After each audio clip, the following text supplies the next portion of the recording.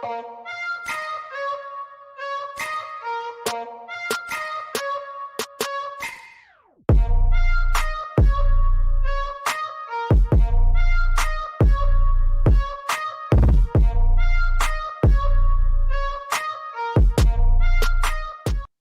we're live. And we are live. And good evening, everybody. Ladies and gentlemen, boys and girls, it is PM in the PM. That's right. You are locked into Thursday night with Pong and Math. And you know what time that means? That means we're going to have a good time, right? And today, it's no different because we got Microsoft and FTC. We got a bunch of stuff to get into. But boy, oh boy, when we thought Gamers Christmas was over, we get more. And we might actually even talk a little Nintendo today because they had a showcase that was actually, dare I say, if I was a Nintendo fan, good. It was. So we're going to talk about all that, but thank you all for tuning in. I rushed in here because I was on a company call. And so Mav and I are just sliding on in here and we're getting ready to rock and roll tonight for PM and the PM. So introducing my right-hand man on this show, at least. He is the main man overall on this channel. That's right. He is Fun Speculation. He saw a truck with his name on it today, which blew his mind that somebody had a license plate with Mav on it. He even pulled up statistics to prove how rare that would be. That's right. The one, the only Fun Speculation, aka Mav. What is going on, brother? How you doing? Yeah, a little divine intervention today. I almost went and bought a lottery ticket because first off, I gotta say that to be able to get the plate that just says MAV Mav on it is you got to be like one of the first people to get a custom plate, right? I would imagine so. Correct. Secondly, I live in a huge state. Texas is pretty damn big and there's a large population. I looked it up. 22 million registered vehicles in the state of Texas. Over 22 million registered vehicles. Now, no two license plates can be the same. They got to have their own characters. And today on the way home, I was driving behind this beautiful white Chevy Silverado, and its license plate just said MAV, M-A-V. I was like, is this a sign? I got next car I got to get. It's got to be a Silverado. Hey, shout out to whoever owns that truck. You are awesome, my friend. And we may live in the same town. Wouldn't that be awesome if it was one of our listeners? That would be amazing. If it is, let us know.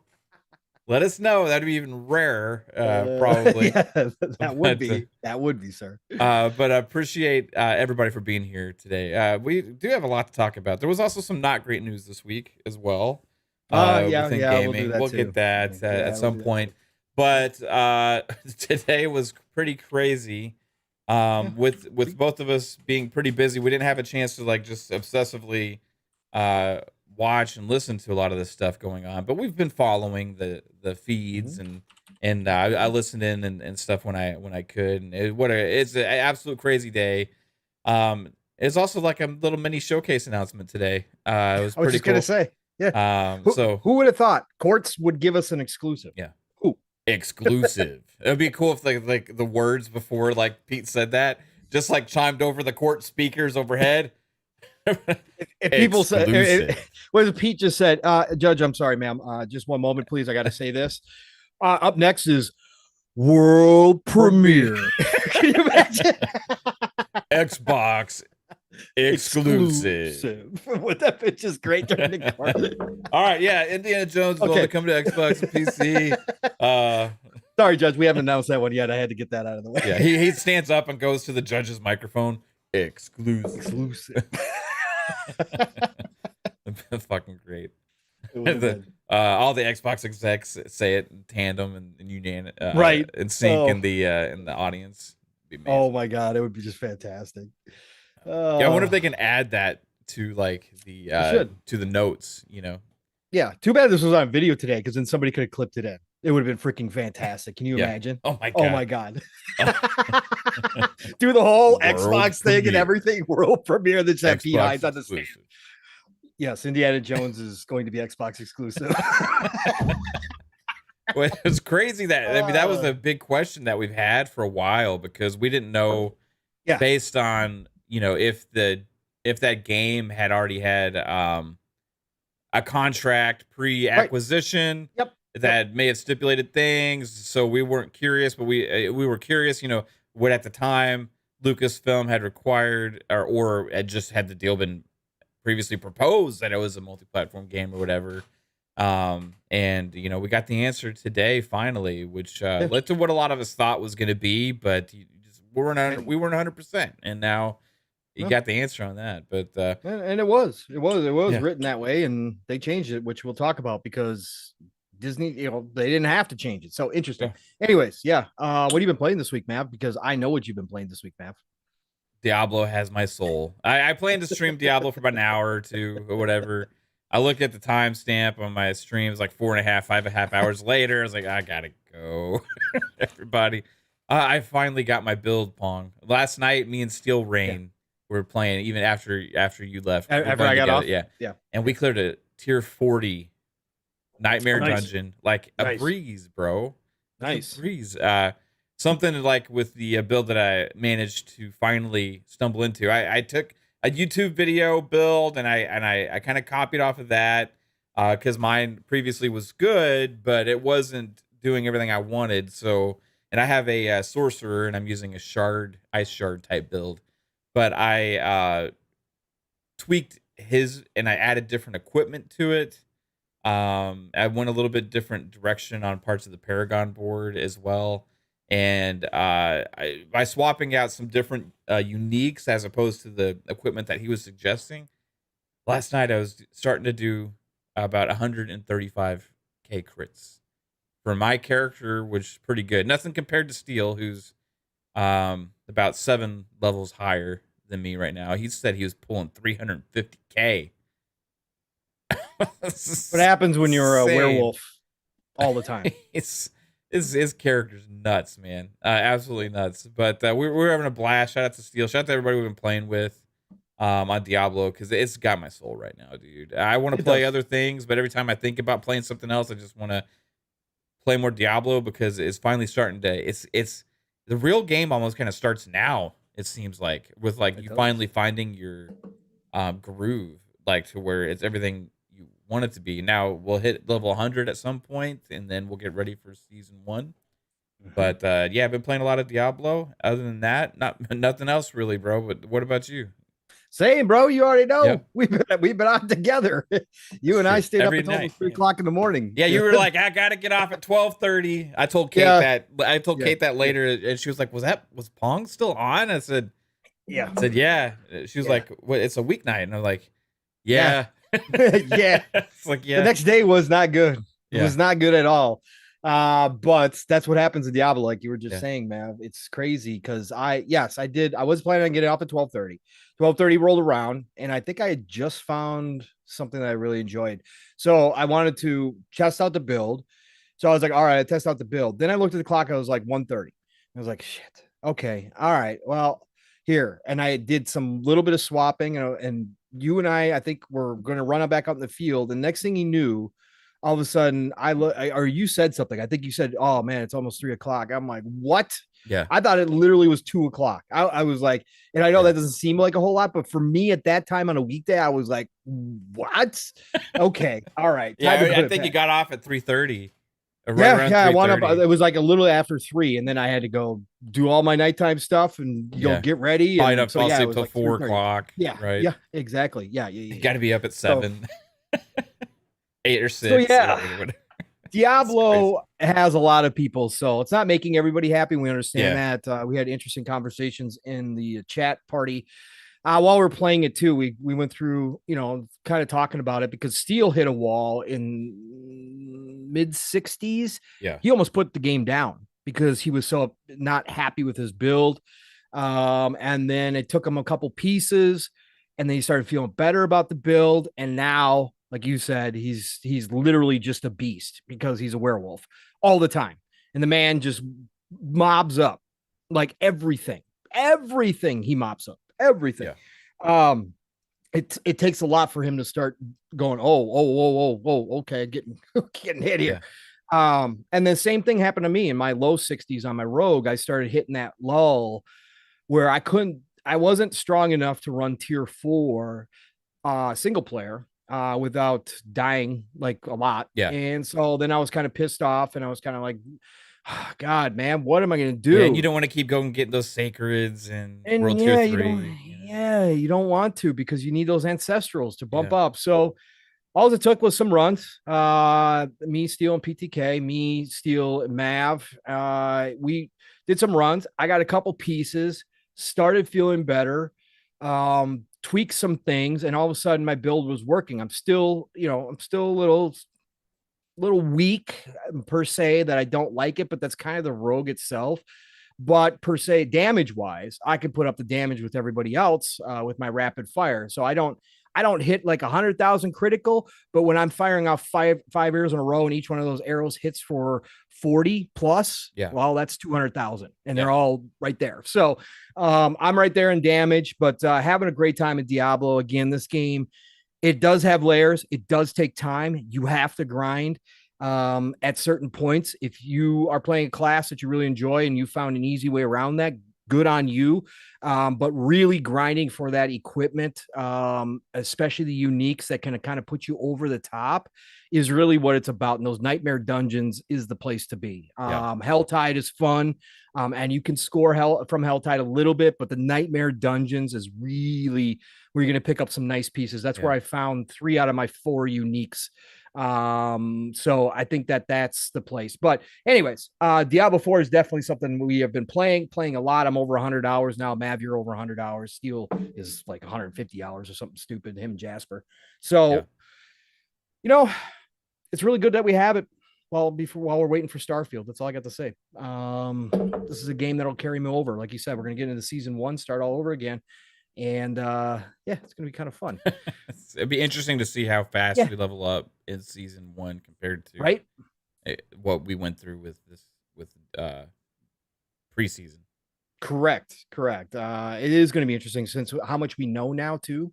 It'll be interesting to see how fast we can run through it, and we don't have to do the campaign. So I'm wondering if there's going to be season, like we do have a clan that's got like 37 members now, maybe 38, and I'm wondering if in the season 1, hopefully there's like clan objectives or clan like rewards and stuff like that. If you want to join our clan, just search up Reapers of the Valley. Send a request. We'll send you an invite, and then you accept the invite for this complicated 3-step process. But join the Reapers of the Valley. We would love to have you. Absolutely we would. Wilfry Rosario, you just hit that wall too. You're at 61. A lot of people are hitting that wall in the 60s. Mav did too. Mav's respect his Sorc. I spent like 15 million coins respecting probably. But the last time did it, you know what I mean? It's just right. And it's about figuring stuff out. And I gotta admit, going back and rethinking things and actually watching some YouTube videos about people that play your character and kind of know how to build these things out. You don't have to necessarily go point for point exactly like they do.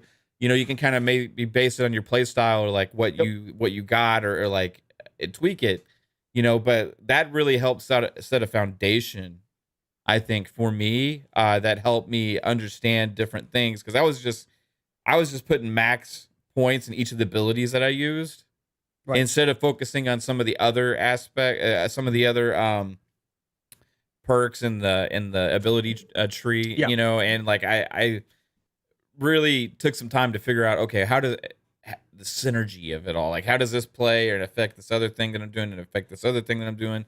And once you kind of more understand that, and it took me watching some videos actually to finally understand it. So doing that laid the foundation. Now then I tweaked it, and I gotta say the video that I watched, even though the guy's a higher level than me, the stuff that he was putting out there, my guy's doing more damage because I tweaked it off of that build, and I just had the same amount of survivability as well now. So like, you can do different things. You don't have to be 100% copycat, right? But it's setting the foundation did help me a lot from watching some of those vids. It definitely can. Again, I'm not into meta builds. I hate meta builds. Me too. I really do. That's one thing about these games that funnel you into that I don't like.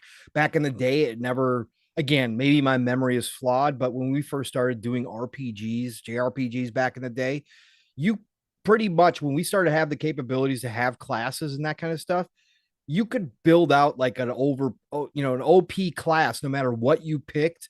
It was just kind of like how you wanted to play that character. And now it seems like no matter what they try to do to balance the game, no matter what they say about, hey, every class is viable, every play style is viable, it really still seems like you get funneled into certain ones if you really do want to play the end game, which I think sucks. And I don't know how to fix it. But for me, I watched a short clip early on in my 30s or 40s when I swapped to Poison and Shadow. Once I figured out the explosion mechanic in it. And that's the only time I've watched one. Now, Steele's looked up a couple things for me while we've been playing as far as gems go and that kind of stuff. But otherwise, I'm still just feeling it out on my own, attempting to. But I might wind up watching a video just to see how I can start honing in on a couple of the things I really do like. Even though I don't want to, because I just want to play the way I want to play, but I also want to feel good. But I am feeling pretty good right now. My survivability isn't where it's at, but now, as long as I'm on the outside, as long as I got, Steel as a tank in front of me, Mav, with his ice ability, our combos are crazy because nuts. We all make them all vulnerable. Mav freezes them. He's got explosions. Steel also poisons them. I come in with poison and shadow. I've got explosions off of the poison and shadow. Like, it's crazy when we get in a room of a mob. Like, they all of a sudden can just all go at one time. There was one last night after you got off, Pong. Me and Steel were doing it. I think we're doing this was a 39, and I had connection issues and stuff. So I got kicked out of it and had to come back in. But like before that had happened, there was this one segment. It looked like Vampire Survivors on like That's awesome. The highest. It was insane. Steel and I were in a couple of those. It was nuts. We were both like, just like, what the hell is happening? We couldn't see anything. There was so many mobs, so many explosions everywhere, dude. Oh, it's so amazing, bro. It is. It's so much fun. It's so much fun, man. Those Nightmare Dungeons never get old running, except for the red lightning. The red lightning is my death, and I hate it. Well, this has been Diablo Cast, everybody. This has been Diablo Cast. Really interesting. Psycho, you're level 56 and you just got the explosion talent. When you open that up, it changes the entire build for a rogue. The explosion ability is freaking incredible when it comes to mobs and containing them. So enjoy, brother, and I'm sure we'll be seeing you soon, brother, back on. We'll get you leveled up. Let me shout out some of the chat here real quick. We got the Hooded Canuck in here. We got It's Timmy. Why So Serious is in here. What's going on, gentlemen? Great to have you a part of the show. The aforementioned brother from another Psychonauts is in here. Psycho, I hope you're doing good, brother. Thinking about you, man. Superman is in the house. What's going on, Superman? Geo Walker's in the house. We got TK360, brother Peter from none other than the NLG. What's going on, brother Peter? Great to see you in here, sir. Sean T, how you doing? Talos Ray, the one and only. What's going on, Talos? We got the Tony Grasso's in the house. What's going on, Grasso? We got 2 Pad Stack 7. What's going on, 2 Pad Stack 7? It's a heck of a name you got going on, man. I like it. We got the Boogeyman in here. Boogie. What's going on, Boogie? Great to see you in here as well. Who else we got in here? We got the one and only Stuffed Sean. And of course, we got Wilfry Rosario, as I already shouted out before when I talked about his comment. We got the Rayoid. Ray is stopping on in here and saying hi. And then we've got the infamous Nix is in the house stirring pots. Let's go, Nix. Great to see you, brother. We got Andy B. Drumming. What's going on, Drumming? Great to see you in here. Sin, what's going on, Sin? Great to see you. We got Serve in the house. What's going on, Serve? We got Poisoned Maniac. What's going on, Maniac? Great to have you a part of our show. We got LeBurn98. What's going on, LeBurn? Great to see you. Thanks for dropping on by. Who else we got in here? We got Cyber. Not Psychonaut, but Cyber. What's going on, Cyber? Like the name. We got Mozambique. Mozambique. Okay, Mozambique, what's going on, man? Great to have you a part of our show. Thanks for dropping in. We got the one, the only boss mod Lethal Papa walking on in here with that big hammer. Watch out, folks. Be good or be gone. That's what's going to happen. All right, RSJ fan, what's going on, my friend? Jason Max is in the house. Alvin, what's going on, brother? Great to have you in here as always. We got Niturnal in here. What's going on, Eternal? We got Masshole 1977. What's going on, Mass? Topaz Girl, great to see you in here as well. Thank you for dropping on in. Who else? Who else? Who else? We got Ghost Fixter in the house. What's going on, Ghost? We got G Maybe. G Maybe, what's going on? Great to have you a part of our show. Thank you for dropping in here. We got the one, the only Gerald Mack is in the house. What's going on, brother? Great to see you. Salute. We got Sanchez MTZ Gaming. What's going on, Sanchez?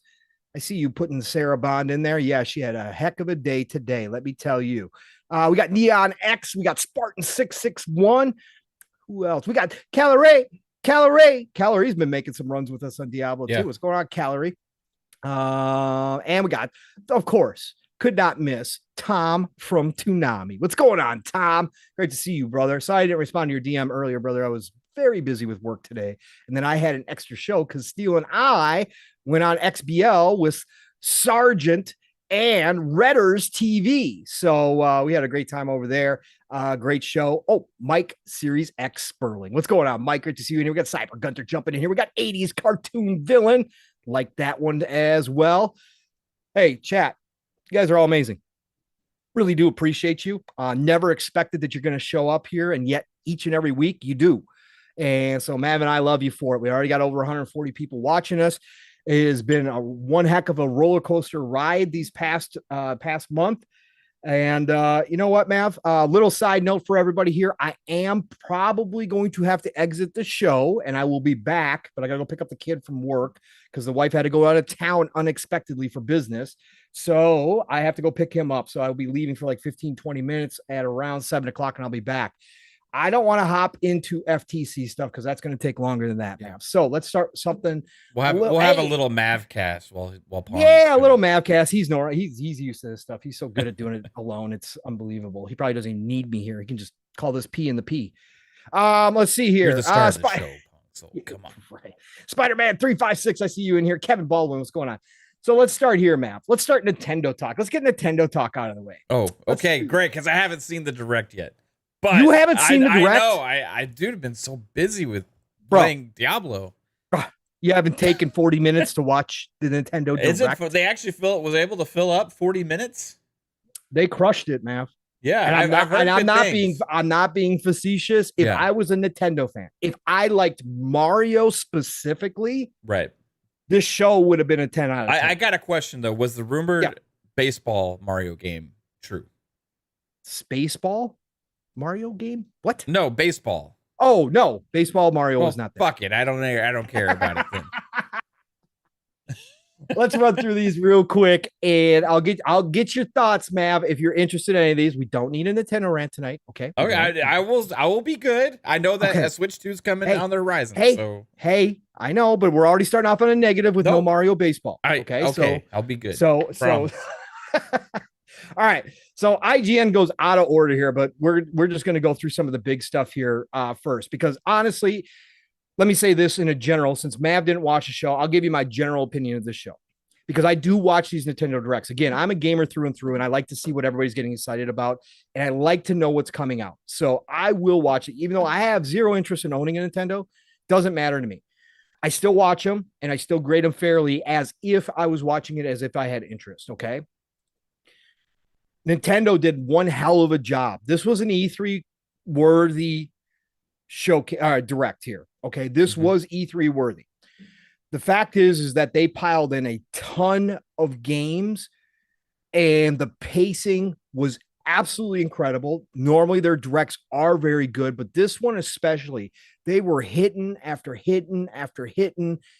And the way, how many big announcements they had really kind of bumped it up for me, because even though I have zero interest in them, I still know what games are big for Nintendo fans. And again, how can you not know when Mario's popping on your screen like 4 or 5 times? You know this is a Nintendo show through and through.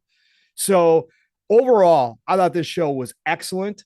I would probably, if I was to grade it as a non-Nintendo fan, just from just watching and entertainment value, I'd probably give this a solid 8.59. Easy. Like it was a fun show.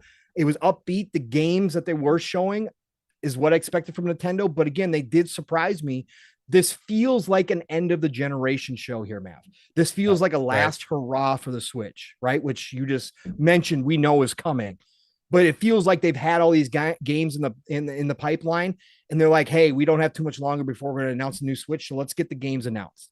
And that's what it kind of felt like. So I definitely think this was a good show. And if you have any interest in Nintendo, I would highly recommend watching it if you haven't already. So Super Mario Brothers Wonder, Mav, a brand new 2D Mario. Unbelievable. They're coming out with a brand new 2D Mario, and it looks like Mario. No, it doesn't look like Mario is doing drugs in this game, Mav. Wow, psychedelic Mario. Literally psychedelic Mario. Okay. He grabs the mushroom or the flower, whatever the heck it is. I can't remember which one it is in this one, but he grabs this thing and the world becomes psychedelic and weird things start happening throughout the world. So he's literally doing drugs in this one. But what I will say is the animations, the little details in Mario, again, Nintendo, second to none when it comes to that stuff, when it comes to their first party. They know what their fans want and they're delivering it in this one. So everybody was kind of blown out of the water that they announced this. Nobody had heard that they were doing a new 2D Mario, but loved the trailer. I thought it was super cool. Again, even as somebody who has zero interest in Mario, I still watched this and I said, yep, this is exactly what Nintendo fans want. It's gorgeous, looks great. Everything's there. This is going to be a gigantic hit for them. And it's coming out, Mav, October 20th. Yeah. Like, they just launched Tears of the Kingdom. Now you're telling me they got a Mario 2D brand spanking new for October? Nintendo's bringing it in 2023. This is stuff we did not know about. So that was awesome. Then this is probably the biggest announcement for most people that were watching. At least that's from the reaction I saw in the chat during the Nintendo showcase. This is, again, if I was into Mario, this would be top of my list. I've watched people play this game. I think it's super cool. It's just that I'd rather play 1,000 other games than this. But if I was Super Mario RPG Remake, they're remaking what people consider like the best RPG from Nintendo ever. And again, surprise out of the blue. So Super Mario RPG Remake, and it looks great, map. They're not just spit shining the old one and bringing it. No. All new graphics up to 8 years ago on the Switch, right? We got all that in there. Really well done. Looks super cool. That's coming November 17th. So Tears of the Kingdom, Super Mario Wonder, and Super Mario RPG Remake all hitting this year. Like, Nintendo fans eating good. I ain't gonna lie. Like, this is good stuff. It's pretty good. I've seen some of the trailers, right? So I didn't watch it. I'm all in on the Mario game. I love 2D Mario, right? There you go. That's perfect. Love 2D Mario. Me and my wife played Super Mario Brothers Wii when it came out. It's originally on the Wii together. We were on Christmas vacation out in Vermont, where she's from, and we sat there and played the whole damn thing together all the way through, and it was amazing. And they've re-released that game like 4 times now. But anytime a new 2D Mario game is coming out, I'm all in. I'm gonna get this. Right. Cool. Perfect. I'm gonna get it. You ever play Super Mario RPG? That was one because that came out after I was done with the. I think the original one came out on SNES, right? That is correct, sir. Yes. Yeah, and I remember that I had already gotten something else, and I was moved on past the SNES at that point. And I can't remember what, but my friends talked about it, and I remember being jealous. I was like, damn, I missed out on that one, right? But that's okay. I would actually consider going and playing that back. And I mean, I have the Nintendo Direct like games list up here, and I've been kind of scrolling through as you're talking a little bit. So I kind of have an idea of what Okay. is here now. So what I will say also is Pikmin was a big part of the show. Yes. I could give Pikmin a shit 4. less about Pikmin. Personally, I think it's cool, but it's like one of the Nintendo games I do like. But overall, it's Pikmin. It just never did anything for me. But you can play at night now. You don't have to go back to the spaceship, so you can play at night.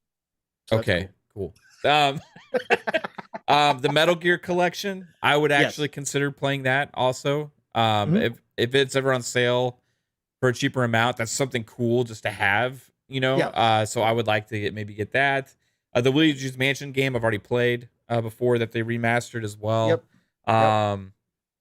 So I don't know. Is it going to be a big improvement over the 3DS version? It looked like it when they showed it. When they showed it, it looked like it. Maybe, you know, it was a good game. I liked that game. Then there's Star Ocean Second Story R. Bro. That looks badass. Bro, did you ever play Star Ocean? Oh, yeah. Okay. Yeah. Okay. So Star Ocean #2, Second Story, is one of my favorite JRPGs of all time. It came out multi-disc on PlayStation 1. I love that game to death. And the fact that it's not coming to Xbox makes me ultra sad, but again, expected from Square Enix. But the fact that it's coming to PC, I will be buying that game at some point. I cannot wait to play it. It looks really good, man. How they did it. Yeah. Love it. I do have one big complaint about this show. Yes. What? How the hell is WB gonna come out here and bring the Arkham trilogy to the effing Switch before they give us a 60 frames update, a next gen version update now on these current consoles, where we want to live in the glory of performance on these classic great Arkham games? Instead, they're going to be even worse on the Switch. Is what it is. I understand the money behind it. You want to make all that money, but come on, use a little bit of that money you're going to make to give the actual console players a good version, a better updated version of the game. The people that made Batman into what it is, right? The supporters, the original supporters. Yeah, exactly. Right. Give us the goods, right? Come on. Yes. It's going to sell like crazy. I know, you know. Maybe. We'll third party doesn't sell on Nintendo. Like they think it would, but it really doesn't. Like they're all Nintendo first party. And second complaint is that there was no Mario baseball game. I'm waiting for it still. Right. Maybe it's gonna come out with a new one. I hope so. You know, and you'll get an even better Mario baseball, right? So, I hope so. Maybe. I hope so. Maybe they're holding out for the new hardware so they can really take advantage of the performance. Yep, I imagine so. I think that they probably will. Is there anything else that grabbed your attention? Detective Pikachu 2, Mav. Pokemon shit, I just glaze over it, bro. It was unexpected though, and like people freaked out. Like nobody thought Nintendo was going to bring back Detective Pikachu, and they did. So. I'm sure they were very happy. And to your other point about Metal Gear Solid collection, with the Switch too, you get the original NES games too, which is ultra dope, right? Because we're not getting those over on Xbox and PlayStation. At least I don't believe, because there are Nintendo games. I think that that's going to be exclusive to the Switch, but the fact that they're going to bring those back, man, I got fond memories of playing Metal Gear on the NES. Really, really cool games for what they are. Again, it's Nintendo, it's NES, but I thought that was really dope that they're doing that for sure. I thought that was cool. What else? Vampire Survivors, that's going to be big on the Switch map. That's going to be huge. That's the other one also with 4-player co-op on the Switch as well. So that's one I'll get on the Switch because that's a game you just want to have everywhere possible, I think. And that's one that'll play really well there, probably. It really will.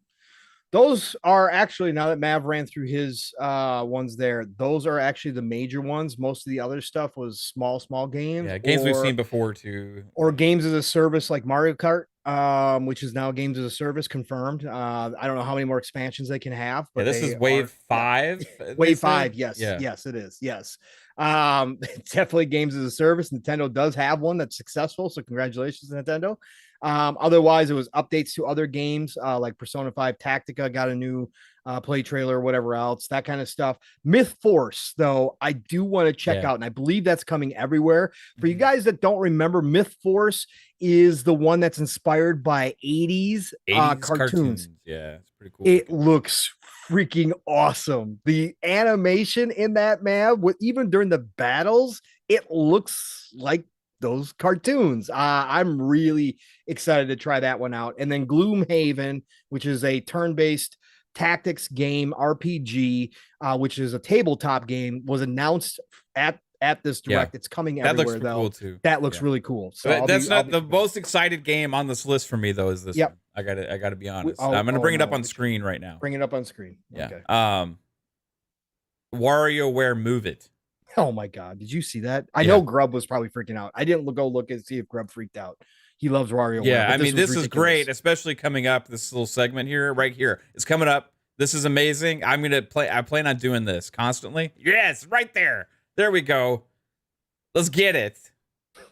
That's what it's all about.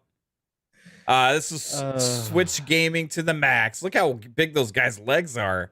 I mean, that's maximum flexibility there, and it's insane. I love it, man. I'm all in. Who needs a Switch 2? Right? We can play with our sticks. There's the baseball game I've been looking for. Shake your body. Let's go. Yeah. Wario Move It. That's it. Oh, good God. Good God. I couldn't believe they did this, first of all. Well, I can. But the fact that they're doing a Move It game with Mario, I just don't even know what to say, Nintendo. So that was your Nintendo showcase, your Nintendo Direct, I should say. But I did think it was really good. Again, the pacing was great. The amount of games they announced was awesome. And like I said, the big surprises outside of course, again, you're not getting your Metroid Prime, so just whatever. That'll be coming with the new console. I almost can guarantee that. They did a nice job, and I thought Nintendo brought it. For Gamers Christmas, I really did. I thought they did a nice job with this one. So, over 200 people in here. Listen, y'all. Love you. Thank you for showing up. Again, the business side of things. If you have a moment, please hit that like button. If you've got an extra moment, please share it out. It does help us continue to grow over here on Fun Speculation Network. So please, please, please do that. But thank you all for joining me and Mav tonight. Again, I'll be leaving here in about 10 minutes to go pick up the kiddo, and then I'll be back. Mav's going to have a solo show for a little bit. All right, Mav, let's talk about the bad news, because we usually do this in the beginning of the show anyway. It's a good time so we can end it when you. Yeah, exactly. Xbox this week, coming off the high that was their showcase and Starfield Direct. Everybody just on cloud nine over that, except for Sony Nation, right? Sony Defense Force is not happy right now. Xbox comes out and announces that they are raising the prices. They are raising the prices on Game Pass almost worldwide by between $1 and $2 per month. And the consoles everywhere except for the United States and a few other countries. Colombia was in there, I think, a few other weird countries. Mm-hmm. They're raising the price of the console by $50. So this is something we have talked about other companies, Mav. I think we've been clear here on our stance, but again, we got to cover this because it is Xbox. It did make news this week. Go ahead, Mav. Actually, you know what? I'll go. I'll go first. So I will be consistent with this, and I've said this from the get-go. I'm not telling anybody, number one, to change your mind about your opinion on this at all. I'm not here to convince you anything differently. Number two, I understand the business reasons. We've talked about it on shows plenty of times where we've acknowledged that at least for Game Pass, we expected some type of increase at some point. Microsoft and Phil have come out and talked about it. I think Phil had an interview just a while back where he did, obviously state that at some point prices would go up. So all of that I get. You know me. I love the business side of things. I take everything from a satellite view, RTS view, as Steele likes to say, and look at the things in the big picture. But where I will stay consistent here is from a strictly consumer standpoint. As a gamer, I do not like million, billion, $1 trillion companies out here bragging about record profits quarter after quarter after quarter after quarter, talking about how many more people are playing in their ecosystem.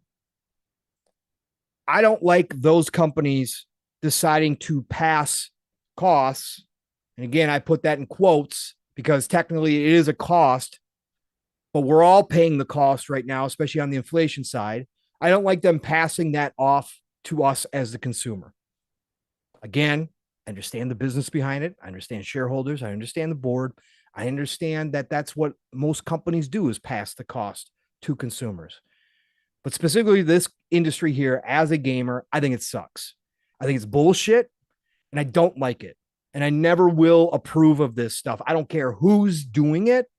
Again, I'm not going to get out here and start marching or protesting in front of Xbox. I'm not going to stop paying for Game Pass. I'm not saying any of that. But what I'm saying is I'm going to give my opinion on this. And Microsoft, Xbox, you guys should have held the line longer. And yes, I purposely used that because you guys promoted King and his great line all weekend last weekend. Hold the line. You should have held the line here too. And for the people who say Game Pass wise, oh, it's only $2. Well, guess what? I can turn that back around on Microsoft and say, why does Microsoft care about $2 per person? They certainly shouldn't. Not when they've got $100 billion plus in the bank and they're about to make a $70 billion acquisition.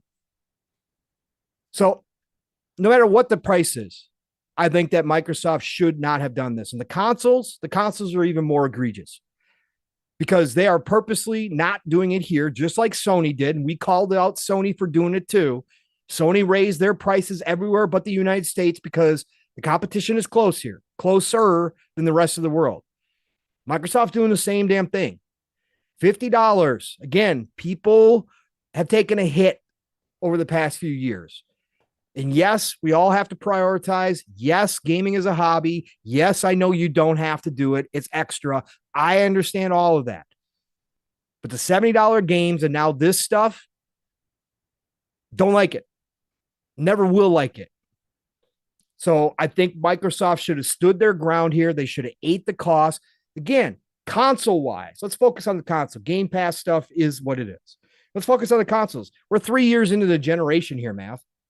Yeah. What normally happens? What's happened every other generation we've ever had for consoles after about 3 years in? A decrease in price, which, right. You could say, well, economics, well, maybe because of the economy, inflation, all that stuff, it's not possible. Yeah. Right. It's not.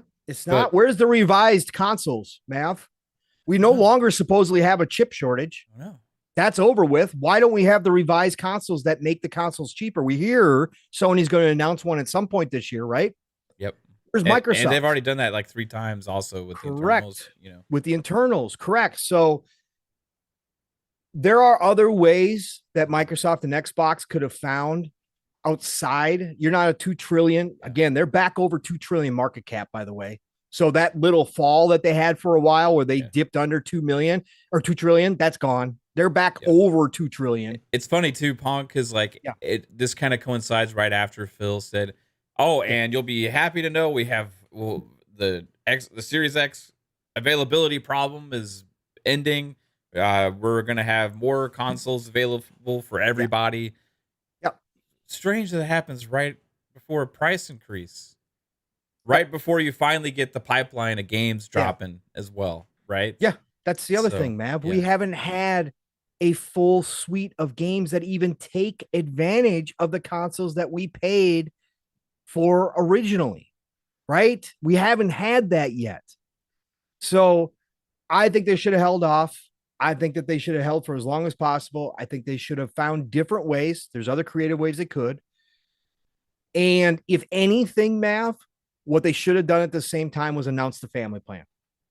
Yeah, our buddy Key made a tweet and he pointed that out, and I was like, "That's a really good point." And he said, it's a shame they didn't announce it. Like, where's the family plan at? Because they've been like behind the scenes working on this thing, and it's been in insiders testing and all these different countries and all this stuff. And like, They can announce a price increase on Game Pass before they finally get that family plan out to everybody who's paying for multiple subscriptions. So Key made a point like it's not going to cost him just $2 for Game Pass. It's going to cost him $6 extra a month because he's in a similar situation like me, even with game sharing because of the amount of screens and the amount of gamers in the household, all that kind of stuff. You still got to pay for multiple subscriptions. So you probably got to get out of here, bro. Yeah, I got to leave here shortly. Yeah, I got a couple minutes. Again, it takes some, I want to kind of time it because it obviously takes them a few minutes to get out of there. So I'm timing it out here. So I'm fine for right now. But yeah, no, I just, again, folks, I'm not trying to change your mind. If you think it's no big deal and you're like, whatever, that's fine. But again, I won't come after you for expressing your opinion that you think it's fine. Just don't come after the people that, and I got a little bit of pushback when I posted on Twitter. I got more obviously positive stuff, but I got a little bit of pushback from certain people. Again, I'm not going to make a huge deal out of this. Again, I didn't make a huge deal out of it when Sony did it. Nintendo is just as bad since they never put their games on sale and they're charging, what is it still for the Switch, Mav? Is it $250 for the Switch or is it even more? Is it $300? $300 for the Switch. $350 for the SWOLED. Yeah, for the So they're just as egregious, right? Because that thing costs them probably under $50 a make. $5. Probably $5. I'm so kidding. They're just as but it is very cheap. It's just as egregious. So I will always speak out about this. Again, I'm not throwing a fit. I'm just speaking out and telling you my opinion as a consumer. I think this sucks. And I think Microsoft could have done something else to hold that line a little bit longer on the pricing. I don't like it and I don't want it to continue. Again, everybody said, oh, the $70. Well, we need the $70 for more bigger games. Blah, blah. There's always a reason. There's always a reason, except they always forget to tell you that more people are gaming now than ever before, which more than offsets the cost of those games, especially with those games that have DLC, especially with those games that have microtransactions. They are making hand over fist for digital goods, which costs them nothing but the developer who makes that little digital goods time and what he was paid, right? It's like there's a whole lot of other things that go into the gaming industry now. This isn't the 80s or 90s or even early 2000s. We're in a different landscape, and we still get charged on console full price for games that over on PC are 10, 20, $30 cheaper, always go on sale. We don't get that benefit over on the consoles, even though we're still buying digital. So, I got to call it where I see it. Mav, you give your opinion. I'm going to go try to get this kid and get back here. I should see you in about 15, 20 minutes. I'll be right back. Right on, man. Later, Chad. I'll be right back. Yeah, we'll see Pong here back in about 15, 20. He's going to go pick up his kiddo. Shout out to his wife who's over in another state right now, traveling, who cost this man our time. So thanks, Mrs. Pong. No, I'm just kidding. But we'll see Pong. We'll see Pong again back soon. But this is a good time also real quick to get to some super chats as well. And I'll get to some of my thoughts. But Nate Dogg hit us earlier with a $2 super chat. Appreciate you. Nate Dogg says, focus on Mario Baseball, cancel all the other BS. There you go. We're on the same page, 100%. Just cancel it. Keep the 2D Mario, keep the Star Oceans game. Give us Mario Baseball. I'm all in. I'll get that day one. Ass eating click. Shout out to Vik with a $5. Appreciate you, bro. Says, please, in an Italian accent, Mamma mia, that Mario RPG is a spicy meatball. If you don't, it's okay, Mav. I just gave it to you. I'll give it to you one more time. Mamma mia, the Mario RPG is a spicy meatball. Is that pretty good? Appreciate you, Vik. Stay high, FFF with the $2. Appreciate you. Said, what's up, fellas? Thanks for the ad, Mav, by the way. Yeah, thanks for hitting me up on Xbox. Gamertag for me is Mav7. Open to anybody who wants to hit me up on Xbox as well. Stay high again with FFF with another $2. Appreciate you again. Says, funny, no increase to PC Game Pass. Well, I bet that's because that's their main growth area right now, in which they've said many times that the PC Game Pass is growing very well. They're kind of focusing on that to get that user base up a little bit. So that makes a lot of sense. Jax82 with the $5 says, I don't like this either. Unfortunately, every company does this. Netflix price went up because they didn't grow their subs. Price went up every year. And Jax82 with another $5 says Netflix was $6.99 to $7.99 to $9.99 is $15.49, same price as HBO Max. Yeah, they keep going up. They keep going up. All these subscriptions keep going up. They get you sucked in. They add more content over time. They get you invest in the ecosystem, and they go up. I have always expected that for Game Pass. I did expect at some point there was going to be an increase. I thought it might be later on. There's some hypotheticals into why they did it now. Maybe they are going to have to potentially sign some kind of concession somewhere that they won't go up on in price on Game Pass. Maybe they're anticipating that. Maybe they wanted to get that now. I think Key, our buddy Key, made a great point. Like, the family plan should be here because that helps offset a lot of that. Plus, they also can make some more money as well from users that have multi-family households that don't want to pay for multiple subscriptions. They can still make more from that recurring revenue from that family household as well. I think that's overdue, and I've been thinking they should add that since Game Pass has existed, and we still don't have it fully fleshed out to the masses yet. They need to get it done. The family plan's got to happen. Ass didn't click with the $2 says Caitlin's gonna kill me for that. Yeah, she's good. She likes my Italian accent. Anyway, yeah, I think that I think that Xbox really should not have done this yet, guys. I mean, to be honest with you, they're, especially the console side. We can talk about, well, we've been getting like overvalue for Game Pass for years, and I honestly think that the service is well worth more than what we've been paying for it. And that may be a popular opinion, that may be a unpopular opinion, but like, I felt like I've been getting a steal with Game Pass for years. They added value to it. They've added, once they did Game Pass Ultimate, you had EA Play get part of it.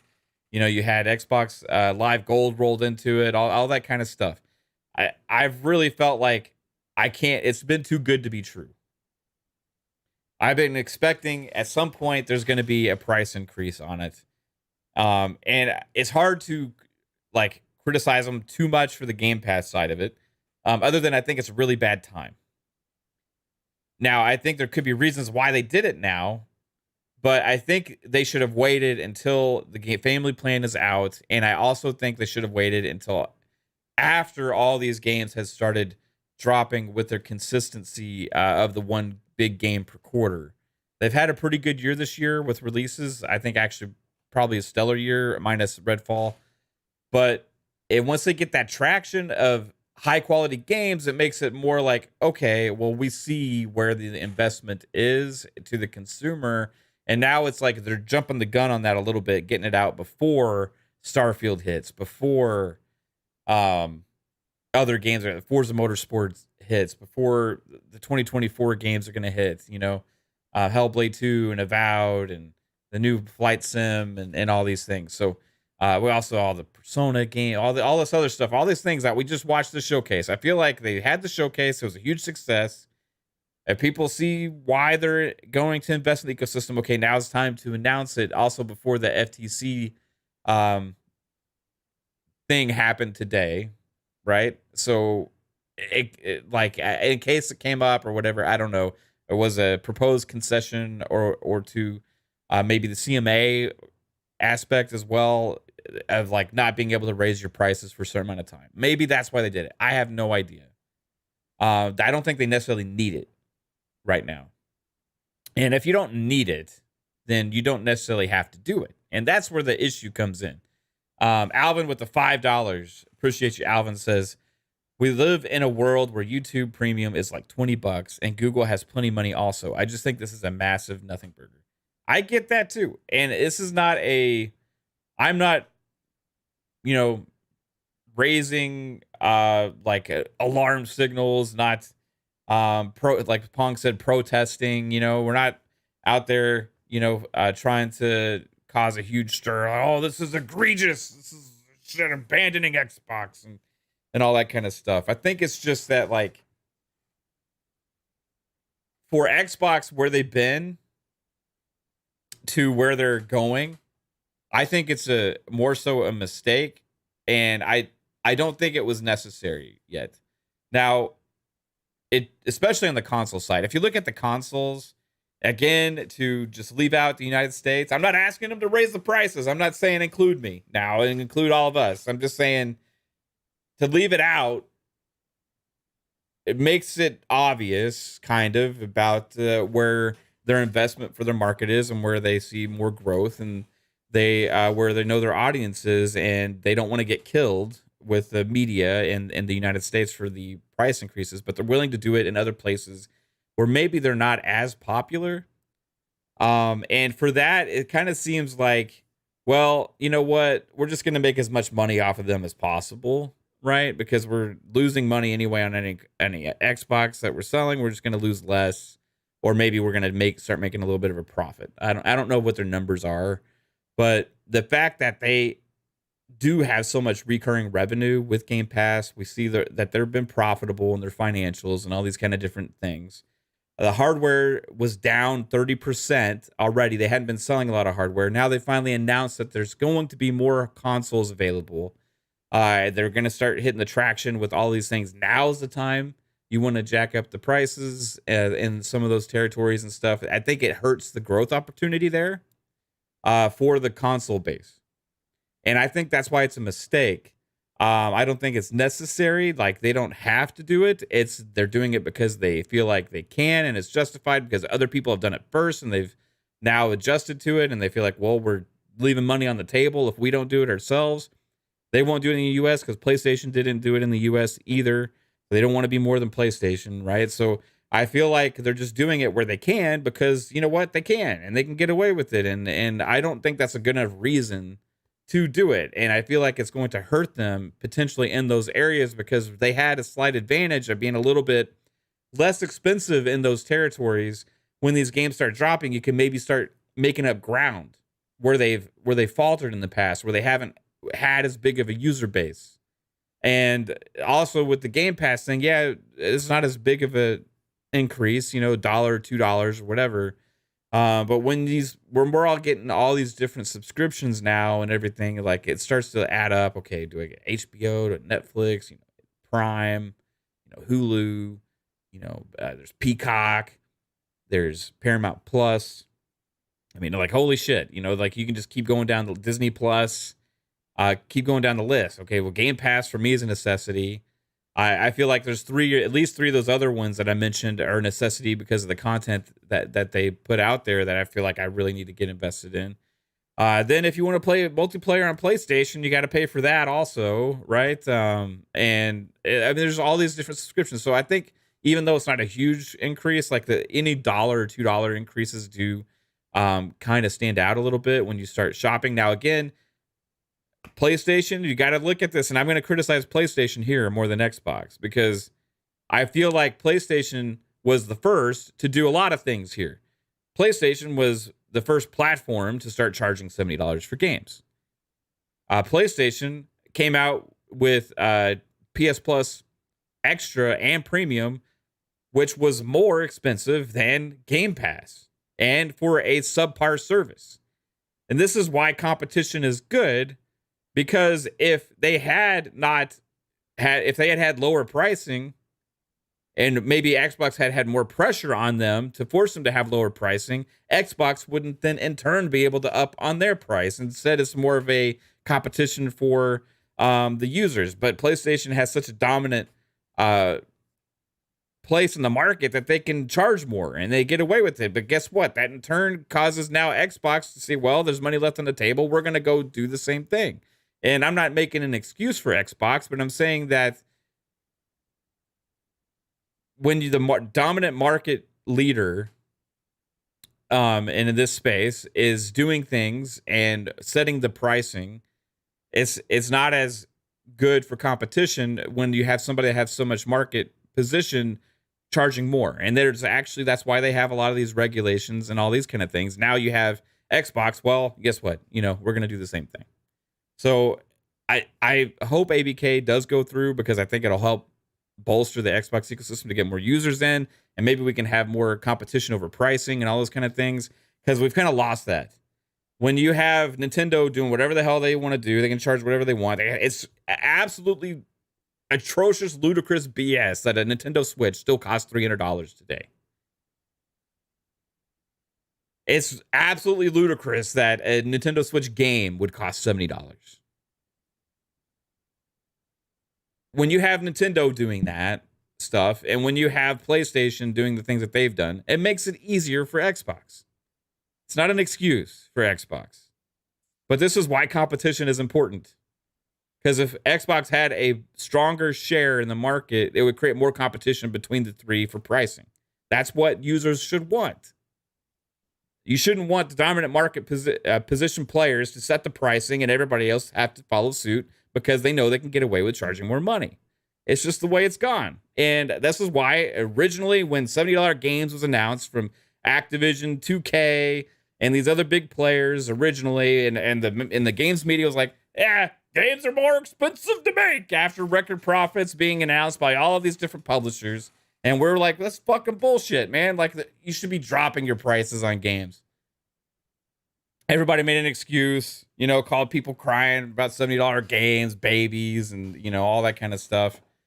PlayStation raises their prices. We call it out. People say, oh, you're capping for Xbox and all this other kind of shit. Now Xbox does it. It's bullshit too. It was bullshit then. I think it's bullshit now. And it's just more money for big companies. And that's just what it is. At the end of the day, I wish it wasn't the case.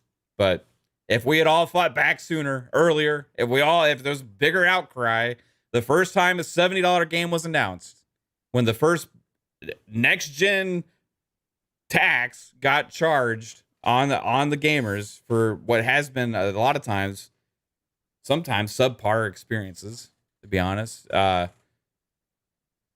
Without that outcry, without the pushback, it's accepted. It became accepted. Once it became accepted from the games media and the pushback from anybody complaining about it.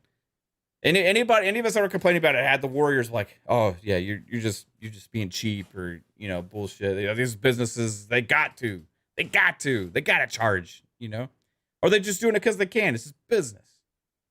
Once all that defense was out there, it was over. $70 was done deal, just like that. And I honestly say, as much as it's the company's fault for starting that trend and process this generation, it's everybody making excuses for the companies that are recording record profits and defending corporations over that kind of stuff. It's their fault too. Everybody has to pay more. So thank you to the companies for recording record profits and in a turn announcing price increases. That's great. Anyway, welcome back, Pong Soul.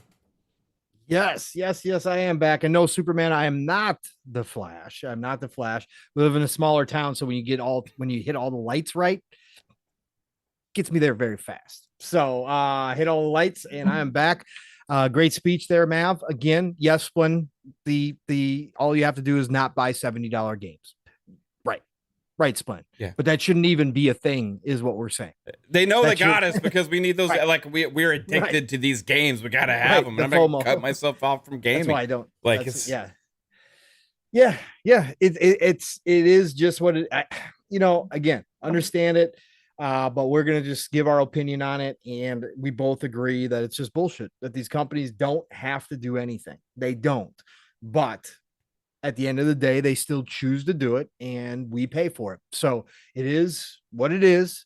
There's never going to be enough gamers to stand up to say, we're not going to buy this anymore. We're not going to buy these games. We're not going to subscribe to Game Pass. I'm unsubscribed. There's never going to be enough people that to make a dent, right? There's not. And that's just the reality. Vote for your wallet things. It never really worked. Jasper, also member for 23 months. Shout out to Jasper. He also said family plan was held until ABK is done. Is his guess? Yeah, maybe so. It's just weird that it's not there yet. You know.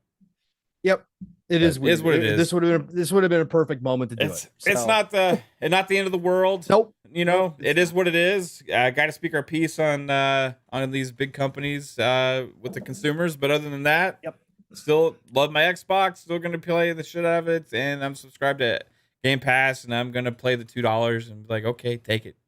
It is what it is, you know. So, yep, agreed, Mav. Agreed. All right, Mav. What should we get into? Should we get into FTC or should we get into Todd's interview? What should we do? Where do you want to go? Let's end it with Todd. Okay, let's get into the meat and potatoes now, because let's do it. On the heels of the price increase announcement, I think Xbox killed it today. Especially Sarah Bond. They did. So yeah, for anybody who didn't realize, today was the first day of actual testimony in California for the FTC versus Microsoft, as the FTC attempts to get a preliminary injunction against the acquisition. This is a big week, folks. This could determine one way or another where this goes. So there is no like, oh, well, you know, maybe it's not as big as everybody's made. It is this big. Like, this is why Microsoft flew out all the execs. This is to actually testify. This is the reason why, this is the reason why they spent so much money right here today. You can tell what they were preparing for. This is something that we spoke about, Mav, forever, that this is where Microsoft wanted it to wind up. This is why we believe they made the threats that they would close over the top of the FTC and potentially now the CMA to force this move by the FTC, because now it's in the federal courts. And as we talked about in the beginning, we don't have to be attorneys to know basics. You don't have to be an attorney. You can read other attorneys writing about this stuff. Not that they're 100% accurate, but you can have a general knowledge of mergers and acquisitions law in this country. Not talking about the CMA, not talking about other countries. They're all got their own little thing, as we now have seen and learned. But here in the United States, it's been well established for quite a long time, 100 years plus, about what it means to be a monopoly, what it means to acquire another company, and when that may threaten competition or hurt the consumer. It is in black and white. And the reason why Microsoft wanted in the federal courts is because when somebody like Lena Khan comes along who decides she's going to change those laws without going through the legislative process, which you can't do, but she thinks she's going to establish new rules on her own by wielding the power of the FTC with an agenda-driven hammer. This is when the courts do right by people and by companies, because the judges, generally speaking, I'm not going to say 100%, not going to say there's never been some odd cases out there, but generally speaking, the judges step in when something is egregious, like most people believe the FTC's handling of the Microsoft and ABK merger acquisition has been. This is when the judges step in and say, no. This is not how it works here. We have the laws. The laws are written out. The case law has been established for a very long time. And you have a very high bar you have to clear to prove that this merger would be dangerous, that this merger could cause issues. It's not a low bar at all. So this is the preliminary hearings opening up today. We had Matt Booty go first, then Pete Hines took the stand, and then finally the day ended with Sarah Bond. So we still have Phil Spencer and we still have Satya Nadella. And I think that's it, Mav, on Microsoft's side, right? I believe so. Yeah. But Matt Booty, did you say Matt Booty? Yes, I did. Matt Booty Okay, led yeah. off the day. Yep. I said him first. He led off the day. And this is not a jury trial, so this is strictly a judge. The judge again in this case, and I just forgot her name. It slipped out of my mind yet again because I always do this. McCorley. What the heck is it? Anyways, I'll look it up. I can't. Yeah, look it up for me, would you?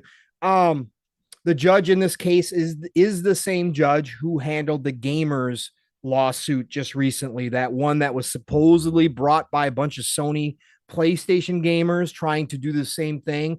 They just so happened to be helped out free by Sony with internal documents being supplied to them, all sorts of craziness. So she is the one who handled that. So she is well aware of this case. She has heard many of the arguments that were even presented today by the FTC already, and she has already found them lacking once. Now, the FTC is obviously going to bring some other things to the table, but at the end of the day, this first round, and I think it's 5 rounds total, goes to Microsoft easily. Anybody who is out here trying to say anything different was not paying attention to this at all. Again, I didn't get to listen to it live, but I was following it live through Foss. Shout out to Foss.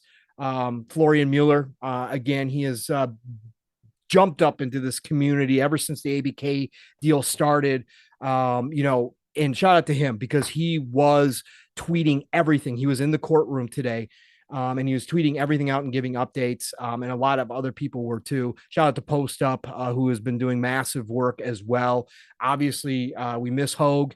Hogue is still recovering. We could certainly use him right now, but obviously, first things first, Hogue's got to get back to, as close to himself as he possibly can. And he's working on that.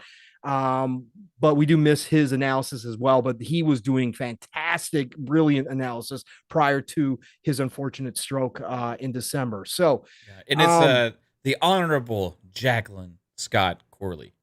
Corley. I knew it was close. I threw in a Mick Corley, but it's Corley. Okay. All right. The Honorable Jacqueline Corley.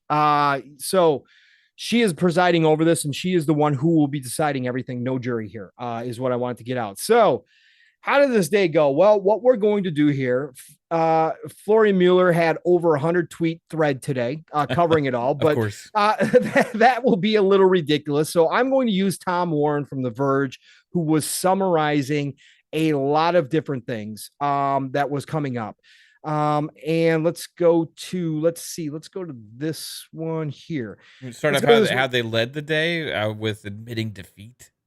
Yes. Microsoft did admit that they have lost the console war.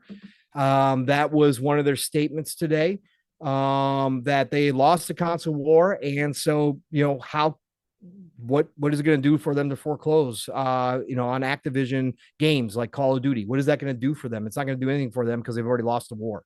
That's why they're moving in different directions. They reiterated that again. Let me bring up Tom Warren's tweet about here. What we also got to start the day, Mav, was some internal emails from the one and only Jim Ryan. That's right. He couldn't.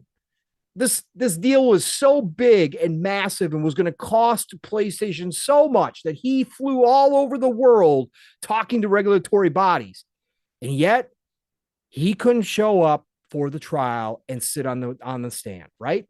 So, but what we did get was some internal documents, some internal emails, and Tom Warren of Verge writes, Sony's PlayStation chief privately said Microsoft Activision deal wasn't about Xbox exclusives. We're only minutes in the FTC versus Microsoft hearing, and we've already had a bombshell revelation. Sony's PlayStation chief, Jim Ryan, believed that Microsoft proposed acquisition of Activision Blizzard wasn't about locking games as Xbox exclusives, according to a newly unsealed email. Microsoft counsel revealed the exchange between Ryan and a former Sony CEO discussing the announcement of the deal last year. Quote, it is not an exclusivity play at all, said Ryan. Quote, they're thinking bigger than that, and they have the cash to make moves like this. I spent a fair amount of time with Spencer, Bobby Kotick, and I'm pretty sure we'll continue to see Call of Duty on PlayStation for years to come, end quote. The surprise revelation runs counter to Sony's arguments against Microsoft Activision Blizzard deal and its filing with regulators. Sony has maintained its fears Microsoft could make Call of Duty exclusive to Xbox or even sabotage the PlayStation versions of the game. Ryan went on to say, quote, "We have some good stuff cooking. I'm not complacent. I'd rather this didn't happen, but we'll be okay. We'll be more than okay," end quote. Microsoft initially offered Call of Duty on PlayStation for 3 years after the current agreement between Activision and Sony ends. Ryan called that offer inadequate on many levels. Microsoft eventually offered a 10-year deal for Call of Duty on PlayStation, but the company has refused to sign this so far. Call of Duty competition fears were initially a big part of the UK's Competition and Markets Authority, CMA, investigation before the regulator dropped the console concerns and ended up blocking the deal due to cloud market competition concerns. The European Commission also dismissed concerns about Call of Duty or Xbox exclusive games, but the FTC's case is largely focused on the potential harm of Microsoft turning Activision games into Xbox exclusives across console, cloud gaming, and multi-game subscriptions. Today, quote, today showed Sony has known all along we'll stand by our promise to keep games on the platform and made clear it worked to lobby against the deal is only to protect its dominant position in the market, says David Cuddy, general manager of public affairs at Microsoft, in a statement to The Verge. All right, Mav, let's start with this one right here, because also at this point, Microsoft's attorneys tried to show the actual deal in court that they had offered PlayStation. Mm-hmm. PlayStation's attorneys argued that that is confidential and should not be shown. Now, why, oh, why, Mav, would Sony... First of all, Microsoft offered the deal to them. Only Microsoft should be able to decide if the deal is confidential or not. That's besides the point, really. Right. But it's interesting. But why, oh, why would Sony not want this deal showing, Mav? They said Jim's been out here. The first deal was inadequate on many levels. Yeah. Right? Inadequate on many levels. So they offered the 10-year deal. Now all of a sudden, Sony doesn't want this deal to be public. What they were offered, I wonder why that could be, Matt. What did you think about Jim's emails and this deal that was offered that they don't want shown? What did you think about this part of it, sir? Well, it just tells us what we all have already known, that Jim Ryan he's a liar. I mean, that's he's and I feel like, yeah, there's a business side to it, obviously, right? To that. PlayStation's doing what they probably should do, just try and fight it. But like the main point was the main arguments that they had been making for so long, which turns out to be a huge part so far in this FTC hearing, is such a bold-faced lie, misrepresentation of the industry and everything that Microsoft's trying to do, that it's such a hypocritical BS take that they even got the FTC to take the bait on. And Jim's email just completely proves the point that they never even believe the bullshit that they're putting out there, right? When they said that we can't survive if Xbox gets marketing rights on Call of Duty, we'll never recover from this. You remember that? We'll never recover. We can't recover if Xbox has marketing rights for Call of Duty as a company. It'll be disastrous. Now, to his email being like, this isn't an exclusivity play at all. PlayStation is going to be just fine. We have stuff in the works, and we're going to be more than fine. To come out and say, well, guess what? It's going to hurt a little bit, but we'll be good. To the jump from that to we can't recover. And then trying to hide the evidence of the deal that was offered to them that Jim publicly said was, "Ooh, this is such a bad deal. We can't accept this.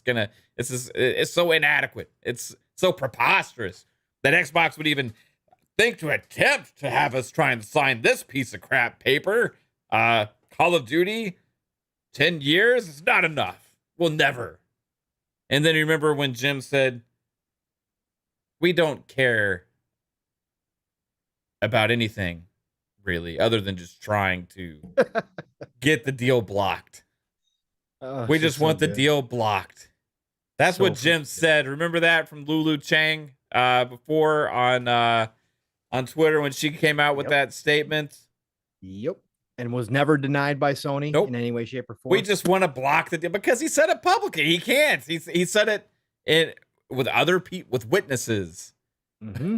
he can't retract. I never said that to the other people that were here hearing it. No, he can't. So it's interesting, all of the stuff. It's coming out that, hey, guess what?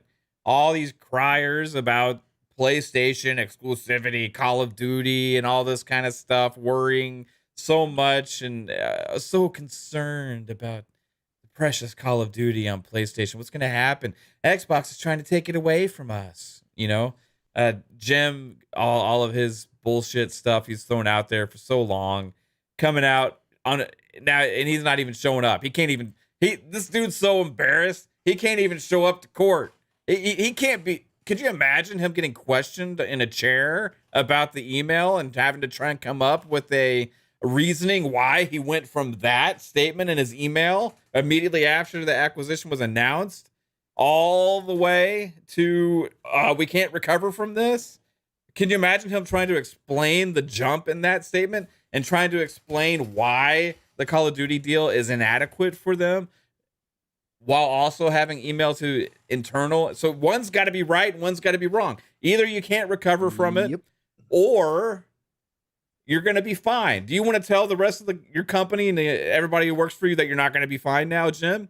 You want to sit in a chair in front of a judge while you're sworn in and say that PlayStation is not going to be fined if ABK gets announced? You want to do that, or do you want to sit there and say that you are going to be fined? It's got to be one or the other.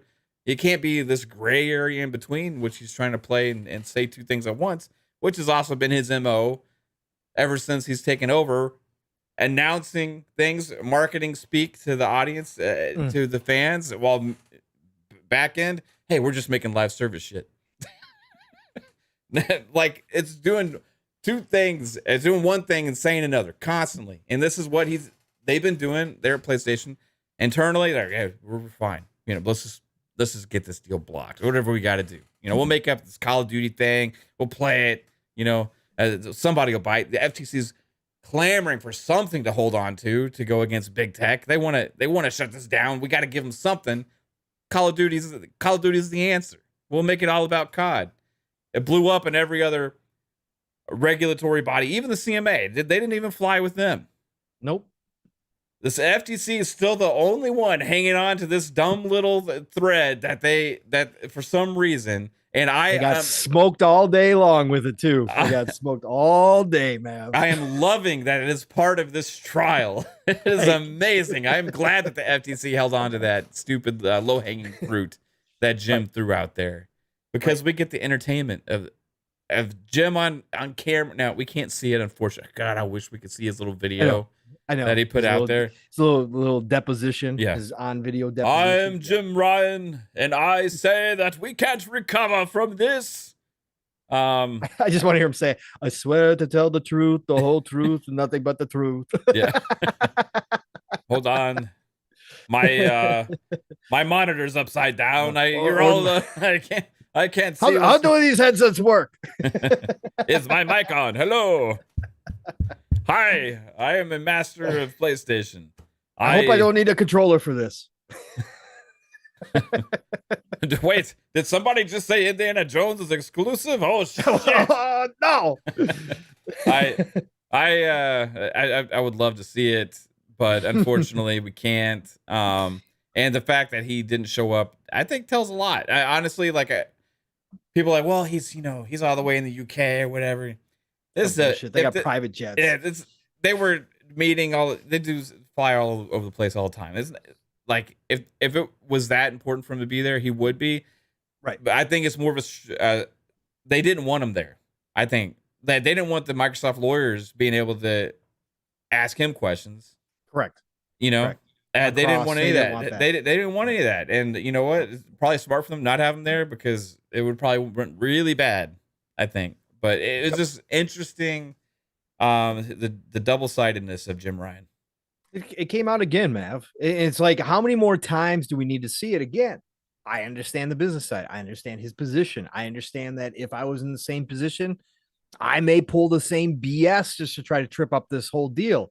But the fact is, when you got emails and you know this is coming and you know you've been caught red-handed, it's unbelievable that you didn't think about this before you started flying around to the regulatory bodies. Or maybe you didn't, you just didn't care at that point. You just were going to do whatever you needed to do. But for the fact that Microsoft's attorneys had this just ready to rock and roll, they got all the internal communications. Remember when that was awarded to them, that they could get the internal communications when they first, when the FTC first moved it to their internal hearing, the Microsoft asked for those and they weren't granted. They wanted 10 years worth. They weren't granted that much, but again, they knew what they were looking for. They knew there would be communications like this with Jim and other Sony CEOs. And here they got it. They got exactly what they're looking for. The fact is, this whole thing has been a charade by Jim, by PlayStation, trying to claim to be victims, trying to claim to be the little guys on the block who are going to be hurt the most by this. When at the end of the day, if you go back and listen to when we first started this, we called BS right away. Call of Duty is going to, if Xbox was to ever make it exclusive, would it hurt PlayStation? Of course. You're going to lose $250 million plus. Of course it's going to hurt. But none of us ever thought or said, oh yeah, PlayStation's screwed. No, absolutely freaking not. And Jim knows this himself. Everybody internally at Sony knows this themselves as well. Yes, it wouldn't be the best position. Like Jim said, I'd rather the deal not go through, but we'll be okay. We'll be more than okay. Jim knows. So again, funny that this is how it really started off the day with this kind of thing. And then, like I said, their attorneys blocking that 10-year deal details from being shown tells you that Microsoft, Xbox wasn't lying when they said they were offering Sony a sweetheart deal. They were offering a deal that went up and beyond the norm. Does the judge have access to that? Yes, the judge has access to it. It just couldn't be shown publicly. Yeah, the judge will see that deal absolutely 100%. It just wasn't going to be presented in court, right? So that everybody could see it, because Sony doesn't want to know everybody to know how good a deal it was, right? Yeah. That's the whole thing.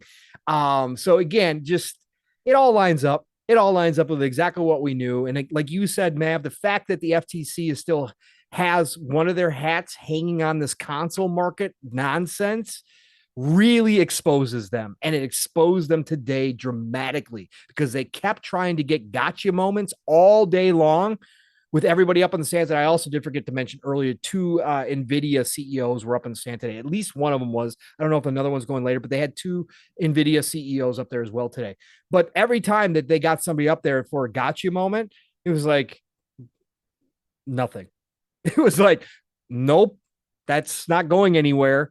And that's because of how weak their case is, as we've said from the beginning. And the Microsoft attorneys' cross-examination of like Booty, of like Pete Hines and Sarah Bond, they were ready for this. They had been coaching them up nonstop, and they were ready for every single question that the FTC presented to their witnesses. And what they did was let all these witnesses expound upon their answers to give, clarity to the court exactly what was meant by that. Like, they were on point today. It was amazing. So let's get to Booty a little bit here. Booty, I can't imagine what he's feeling like. We all know Booty. He hates being in front of the camera, right? At least it appears that way. He's very good when he's there, but he doesn't put himself out there, doesn't promote himself. He's not that dude who's volunteering for interviews. We've seen him more recently. But I can't imagine what this dude feels like on the stand. Like, this is like the last thing you think you're going to be a part of when you're in the freaking video game industry. Like some major worldwide watching you case. Like, this is like crazy for him, I'm sure. But he did a good job. Now, people said, well, he stammered, blah, blah, blah. If you've ever watched Booty's interviews, he thinks through his answers, and sometimes it comes off as stuttering or stammering, or he's not ready. It's not the case. And again, when Microsoft's attorneys cross-examined him, he explained everything. So I got a couple different quotes from him here, Mav. Tom Warren, again, reporting on this. No, quote, no effing way, unquote. That was the reaction from Mike Xbox's Matt Booty to NVIDIA putting games on GeoForce. Now, without Microsoft's permission, Microsoft was not quote, Microsoft was, quote, not putting our first party IP on competing streaming or competing subscription services. No effing way, end quote, in a 2019 email. He then went on to recommend in a 2020 email to Xbox chief Phil Spencer that Bethesda games be pulled from NVIDIA's GeoForce Now shortly after the acquisition. We have pulled all Xbox Game Studios titles from GeoForce Now so as to not compete with xCloud, said Booty. I would recommend that in the absence of any other plans that we do the same for Bethesda titles, end quote.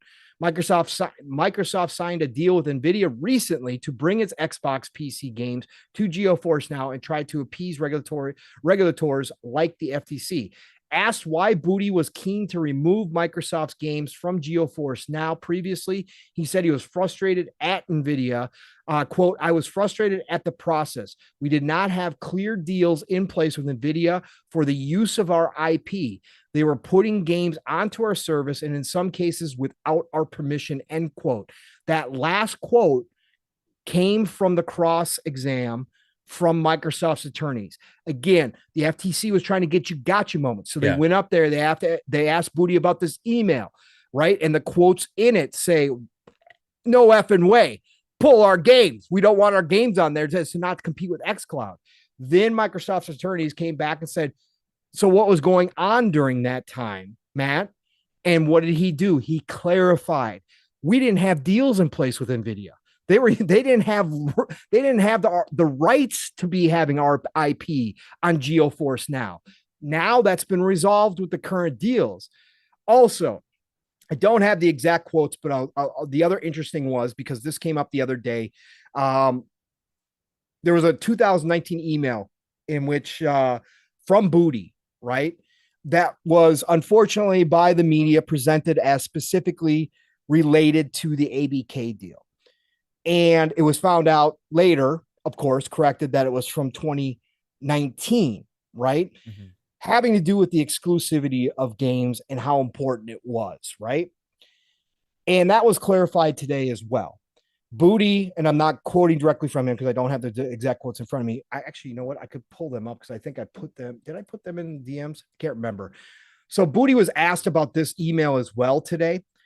And he clarified that in 2019, they did believe that content was king. And he specifically in those emails pointed out Netflix. And they thought that content was going to be the winner of everything. And so, of course, exclusive content would be the winner of everything. That's what they thought was going to be the deciding factor for Game Pass back in 2019.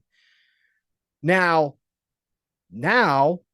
he says that that's no longer the case, that it's not just about the content. And he points to Netflix again.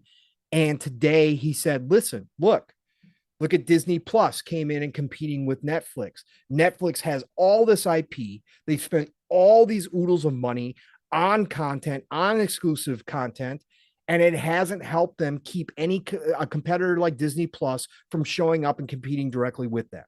So he said, our focus has shifted there, right? So that was also clarified today, which was great. Again, it was a nothing burger to begin with, but it was brought up in the media. And when he says that, what I think he means is exclusive content. Correct. Exclusive. That's what I'm saying. Exclusive first party content that you can't get anywhere else. Right. So that was another big moment today of clarity. So Mav, Booty, again, I'd love to know these guys behind the scenes. I've always said this. I'd love to be a fly on the wall. I'd love to see Phil in a meeting where he's upset, because we all know that Phil doesn't like to swear publicly, at least. I'd love to see it if he just lets lets him go, right? I would just love to see it. And here we got Booty, who again is this very soft-spoken, well-mannered individual that we've seen many times in interviews, not as much as we'd like, but we've seen him talk. and here he is, no effing way. Yeah. Pull that shit off of NVIDIA, right? Like, love it. Love it, love it, love it. So, Matt, when you heard Booty's comments, and if there's anything else I missed that you saw Booty bring up, let me know. But what did you think about Booty's testimony here today? I thought it was good. I feel like it's a failed attempt of a misrepresentation, which is what lawyers do, right? Let's just be honest. If you watch any kind of trial, even if it was the Depp versus Amber Heard trial, or if it's Jesus. or if it's any of these trials, right? Like, do you think Jim pooped in Phil's bed? I think that's what this is all about. He might have. You're right. He might have. It's a possibility. I wouldn't pull it past the guy, but he wouldn't admit it. He wouldn't admit it. Right. He would not. No. It was a dog. It was a dog. Oh, the dog did it. Anyways, sorry. I was just performing a Call of Duty. I'm sorry. Anyway, wow. That was dad joke. I'm sorry. Dad jokes. Let's go. So if you watch these trial lawyers, right? You gotta love them. Gotta love lawyers. They tend don't have to. They tend to take something and try and twist it into something else a lot of times, right? And you see this time and time again, and sometimes it's impossible to, because the facts just come through on what bullshit they're trying to peddle, right? And in this case, it turned out to be that, talking about stuff that was said years ago. For one, people say, "Oh, it's only 2019." Lots changed for Xbox since 2019. Xbox today is a completely different place, right, than 2019. And they didn't even have ZeniMax Bethesda, I believe, in 2019. That was announced in 2020, I think, or late 20. I don't remember exactly when. The cloud was very infant for streaming games. xCloud was just trying to get started at the time.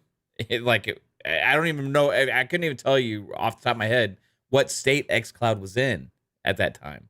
Like, how much was involved with it. Like, to try and put statements that were made back then. I guess when he's made the comments about pulling Bethesda games, that was 2021, right? Correct. Right. Yes. Off of NVIDIA. Yep. Yeah. And when they're trying to figure out this new cloud market and all these different things, it would make sense to me at the time why they would want to do things. Now, when these lawyers that are trying to look at these old emails and stuff that say this stuff, nothing as recent as Jim Ryan's email saying, "Oh, we're not concerned." Right. The presentation of the facts of these new deals just takes care of any concerns about any of the licensing agreements or putting the games on the cloud services to begin with. It doesn't matter what the head of the game studios says back in 2019. He's not even the final decision maker on that kind of stuff. So it's just a search for one thing they can try and point to try and twist, to make it seem like the entire Xbox strategy is about obtaining content to make exclusive, including Call of Duty, right? And that's what the point of that was. And you can just see completely through that, and all it takes, and which I'm sure we're going to get more on time and time again from this trial, is interesting tidbits of information that come out. Tidbits. FSB. That come out about the real thinking behind Microsoft's strategy, right, which has been more clarified now through a couple of different people in this hearing, and also a good look at behind the scenes on things that they've said in the past. Now, what I think hopefully would show through to the judge is the attempts at misrepresentation about random comments made by somebody that's not even the final decision maker about where the content goes. Somebody just making a comment in an email that's not the highest up, to be able to actually make those decisions. And secondly, the fact that they've done differently since then, and a lot's happened since those times, and the market has grown some to be more understandable, which they said as well. They've learned things. Sarah Bond, I think, talked to someone on that as well. That it's in a different place, and they understand more about it, and they're doing all those licensing deals, and they've done them, and they have them. Now, Microsoft doesn't want to show those deals. I don't know exactly why. So that's interesting, but they have pointed to like one of them, I think, that was like unsealed or whatever to try and break it down. And maybe it was like the Ubitus one or the Boosteroid. I can't remember exactly, but there's attempts. The FTC's attempts to poke holes in everything right now is failing miserably. And the attention. You remember the other day when was it Stephen Totillo from came out and on Twitter, I didn't name him, and but yes, he's with Axios, right? Axios, correct. Yep. And he came out and he was like, oh, look at this, there's a smoking gun. There's gonna be a thing here, where this email from Booty about. Let's remind people where this came from. This came from the gamers lawsuit, folks. Somehow the gamers obtained this internal email from Microsoft, right? Ooh, I wonder how who do you think happened. provided that? Yeah. Oh, let me check my PlayStation messages on my PlayStation. Holy shit, there's this email randomly sent to me from some guy named Ryan Jim. I don't know, who is it? Ryan Jim he says, oh, look at this Booty email. Wow. Let me send this to good old Axios over there and see what they have to say about it. No, it's interesting that did get leaked to the media. First off, before this hearing, also it's completely irrelevant and nothing in comparison to Jim Ryan's bombshell, which was not talked about a couple days ago. No, and it wasn't talked about as much today. No, it wasn't, because there was so much other juicy stuff to talk about today. Right. And really, if this like Booty email came out today and we just found out about it, nobody would even be talking about this thing at all. And the real problem was Totillo presented it as if it was an email directly related to the ABK acquisition, which it turns out, nope, it was 2019. Representation. Also, media got it wrong. He came out and said, "Oh, oops, maybe I should have actually not ran with this." Well, I'm sorry, I insinuated that it was with the ABK acquisition. Okay, all right. It's because I didn't know shit about it, and I just put it out there. But you know what? That's my job. Want to get them clicks? He got the clicks, all right. He had everybody up in a storm over it. And again, as Hogue clearly pointed out yesterday in a rare tweet from Hogue, he said, even if this email does exist, that's a part of competition. There is nothing wrong with internal emails discussing that you're going to destroy your competition. That is the point of competition. The FTC, the judge does not look at that as negative, because all companies are in the business to essentially put their other competitors out of business. What you have to prove is that they're doing it in a way that is illegal. And that's the case here. Is what Microsoft doing illegal according to the laws? Again, no. I mean, that's most people's opinions here. So there is nothing wrong with that one. A couple more things from Booty. I looked up Foss's tweets here so I can kind of follow along a little bit. He used the term thought experiment was used a lot during Booty's testimony today. He said it was a thought experiment more so than a direct thing. And he also did comment that they asked him, Microsoft attorneys asked him, has Sony ever complained about Xbox taking games away from PlayStation or degrading quality? And Matt Booty with a resounding no. And then Judge Corley asked him questions about the multiplayer across platforms, and Booty confirmed that Xbox users can play with Switch users. And now she also asked him about their strategy and perspective on content, how that's changed specifically from 2019. And Booty responded, Microsoft has concluded content is not a durable advantage. She asked, Judge Corley asked for an example. And Microsoft points to Netflix. Booty says there's no guarantees. Games can fail. Number of openings and opportunities for other people to launch content that succeeds. So that was a little more context to what Booty was talking about up there. And then again, he goes on to explain when Booty talked about being frustrated with the NVIDIA, the process with NVIDIA, and that changed quite a bit as their relationship has evolved since that point. All right, so that covered Booty. Next up was Pete Hines, and boy, oh boy, this is what got the gamers' attention right here, was the Pete Hines testimony. This was something else here. Let me see. I think I do have an article as well for that one from Tom. And then I got Foss's kind of tweets while he was doing this live as well. But Pete Hines is the one that kind of brought the house down today from one aspect. Sarah Bond crushed it, and we'll get to Sarah here in a minute.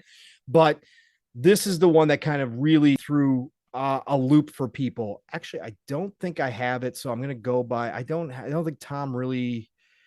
I don't know if Tom touched on it. I don't think Tom touched on Hines too much at all today. So let me go back to Foss's here. So here we go. Let's see here. All right. Hines. Okay, so they are asking Hines about exclusivity as well. Obviously, being that they were acquired by ZeniMax and some of the decisions made through that acquisition and what happened. Hines explains Redfall is not multiplayer because you're not playing against other human beings making their decisions. Redfall is a cooperative game, all players on the same side. Why I bring this one up is because the FTC was asking a whole lot of dumb questions today, showing how much they have not done research on the video game industry. They actually thought that Redfall was a multiplayer game, and Pete had to explain to them, no, it's not a multiplayer game. It's a co-op game. So this is where the FTC goes with that. Florian also tweets out, one point Hines has driven home for Microsoft is that the Bethesda's games they decided not to release on PlayStation, at least not initially, have a rather different profile from Call of Duty. Again, trying to explain to the FTC and to the judge, listen, Call of Duty is a different style game. Our games don't fit that mold. Right. And so our decisions are not going to be like what the Call of Duty decision would be for Microsoft and Xbox. It's going to be a different decision process. So again, he was hammering that home. Judge Corley now asked Pete Hines about why they renegotiate. Okay, so here we go. So this was the big news today for gamers. So Pete Hines was asked specifically about Indiana Jones. And again, as we kind of started the conversation at the beginning of this show, there was a lot of questions of whether or not some people firmly believe from the get-go that this was exclusive. Shout out to all of you. You guys were right. I think it was fair to ask questions about the exclusivity because the deal was signed prior, to Microsoft acquiring them. And there was no guarantee that Disney would renegotiate that deal. If they had signed a deal that said it was going to be multi-platform, Disney could say, no, you got to maintain that contract if you want to work on this IP. So there was no guarantee. That's where our questioning mostly came in. Would they honor that deal, or would they try to renegotiate with Disney, and would Disney be receptive to that? So here it is. We get the news today that Pete Hines on the witness stand had to say Indiana Jones is an Xbox exclusive. So again, exclusive. So we got a game announcement, exclusivity announcement, I should say. We already knew about Indiana Jones, but we got an exclusivity announcement today through this trial. Now, as I've always said, I could care less about exclusivity. As long as Xbox first party, I know it's coming to Game Pass. That's all I really care about. Is that I'm getting it on Game Pass. I could care less. But a lot of people do care about this stuff. So guess what? You guys got all your answer. It's exclusive. So Indiana Jones will be exclusive. Judge Corley now asked Pete Hines about why they renegotiated and amended the agreement with Disney regarding Indiana Jones. Hines explained they signed the original deal as a small independent publisher, very different from being a part of Microsoft. So obviously this news right here was, hey, and we had further clarification on this. Disney actually, after the acquisition, approached Microsoft, and ZeniMax and said, hey, we know you're now first party. What are we doing with Indiana Jones? And obviously at that point, Phil made the choice to say, well, we'd like to negotiate some exclusivity. And Disney was like, okay, let's renegotiate the contract. And they did that. So again, shout out to Phil, not known to like licensed IP, right? We know that for a fact. ZeniMax I think was not smelt that this was going to be a big game, right? Yes. And he knew that this was he knows, even if he doesn't like it, that licensed IP does help, right? A brand. It really does. They've watched Sony, just crush with Spider-Man and now Wolverine. So I don't doubt for a fact that that was part of it. So Math, Indiana Jones exclusive to Xbox comes out of the Pete Hines testimony. Man, what did you find out about this, and what did you think when you first saw it, brother? I was like, hey, well, there's our answer. Thanks, FTC. There's some good to come out of this. We get some extended Xbox showcase news on the courts there. Can't lie, love it. Sitting there, Pete, give us the goods. What other games? I would like to apply for a job right now as a FTC lawyer. And I guess I got to pass the bar and shit like that, but maybe I can get there just so I can stand in front of them and be like, what other games are going to be exclusive? What about Elder Scrolls 6? What about, what about this? What about that? A great opportunity to get some information, Now this was a question we had, right? We were open-minded about the possibilities of either way, right? I think we both felt like it was probably going to be exclusive. I was leaning, but it's interesting to get that information. Does it affect me any? No, it doesn't affect me whatsoever. But I think for Microsoft, it is a big deal for them, and it shows an interesting, more than anything else. I think it shows an interesting philosophy here that Phil hasn't taken before. One thing with restructuring a contract, right, where they just completely abided by the other ones and honor them. You got your Ghostwire Tokyos and, you got your Death Loops, which it would be way harder to, mess with the contract of those games being exclusive to PlayStation for a year, right? PlayStation wouldn't be very amicable about that, right? Now, these games, obviously, being now first-party developed and also being, early in the stages of development as well,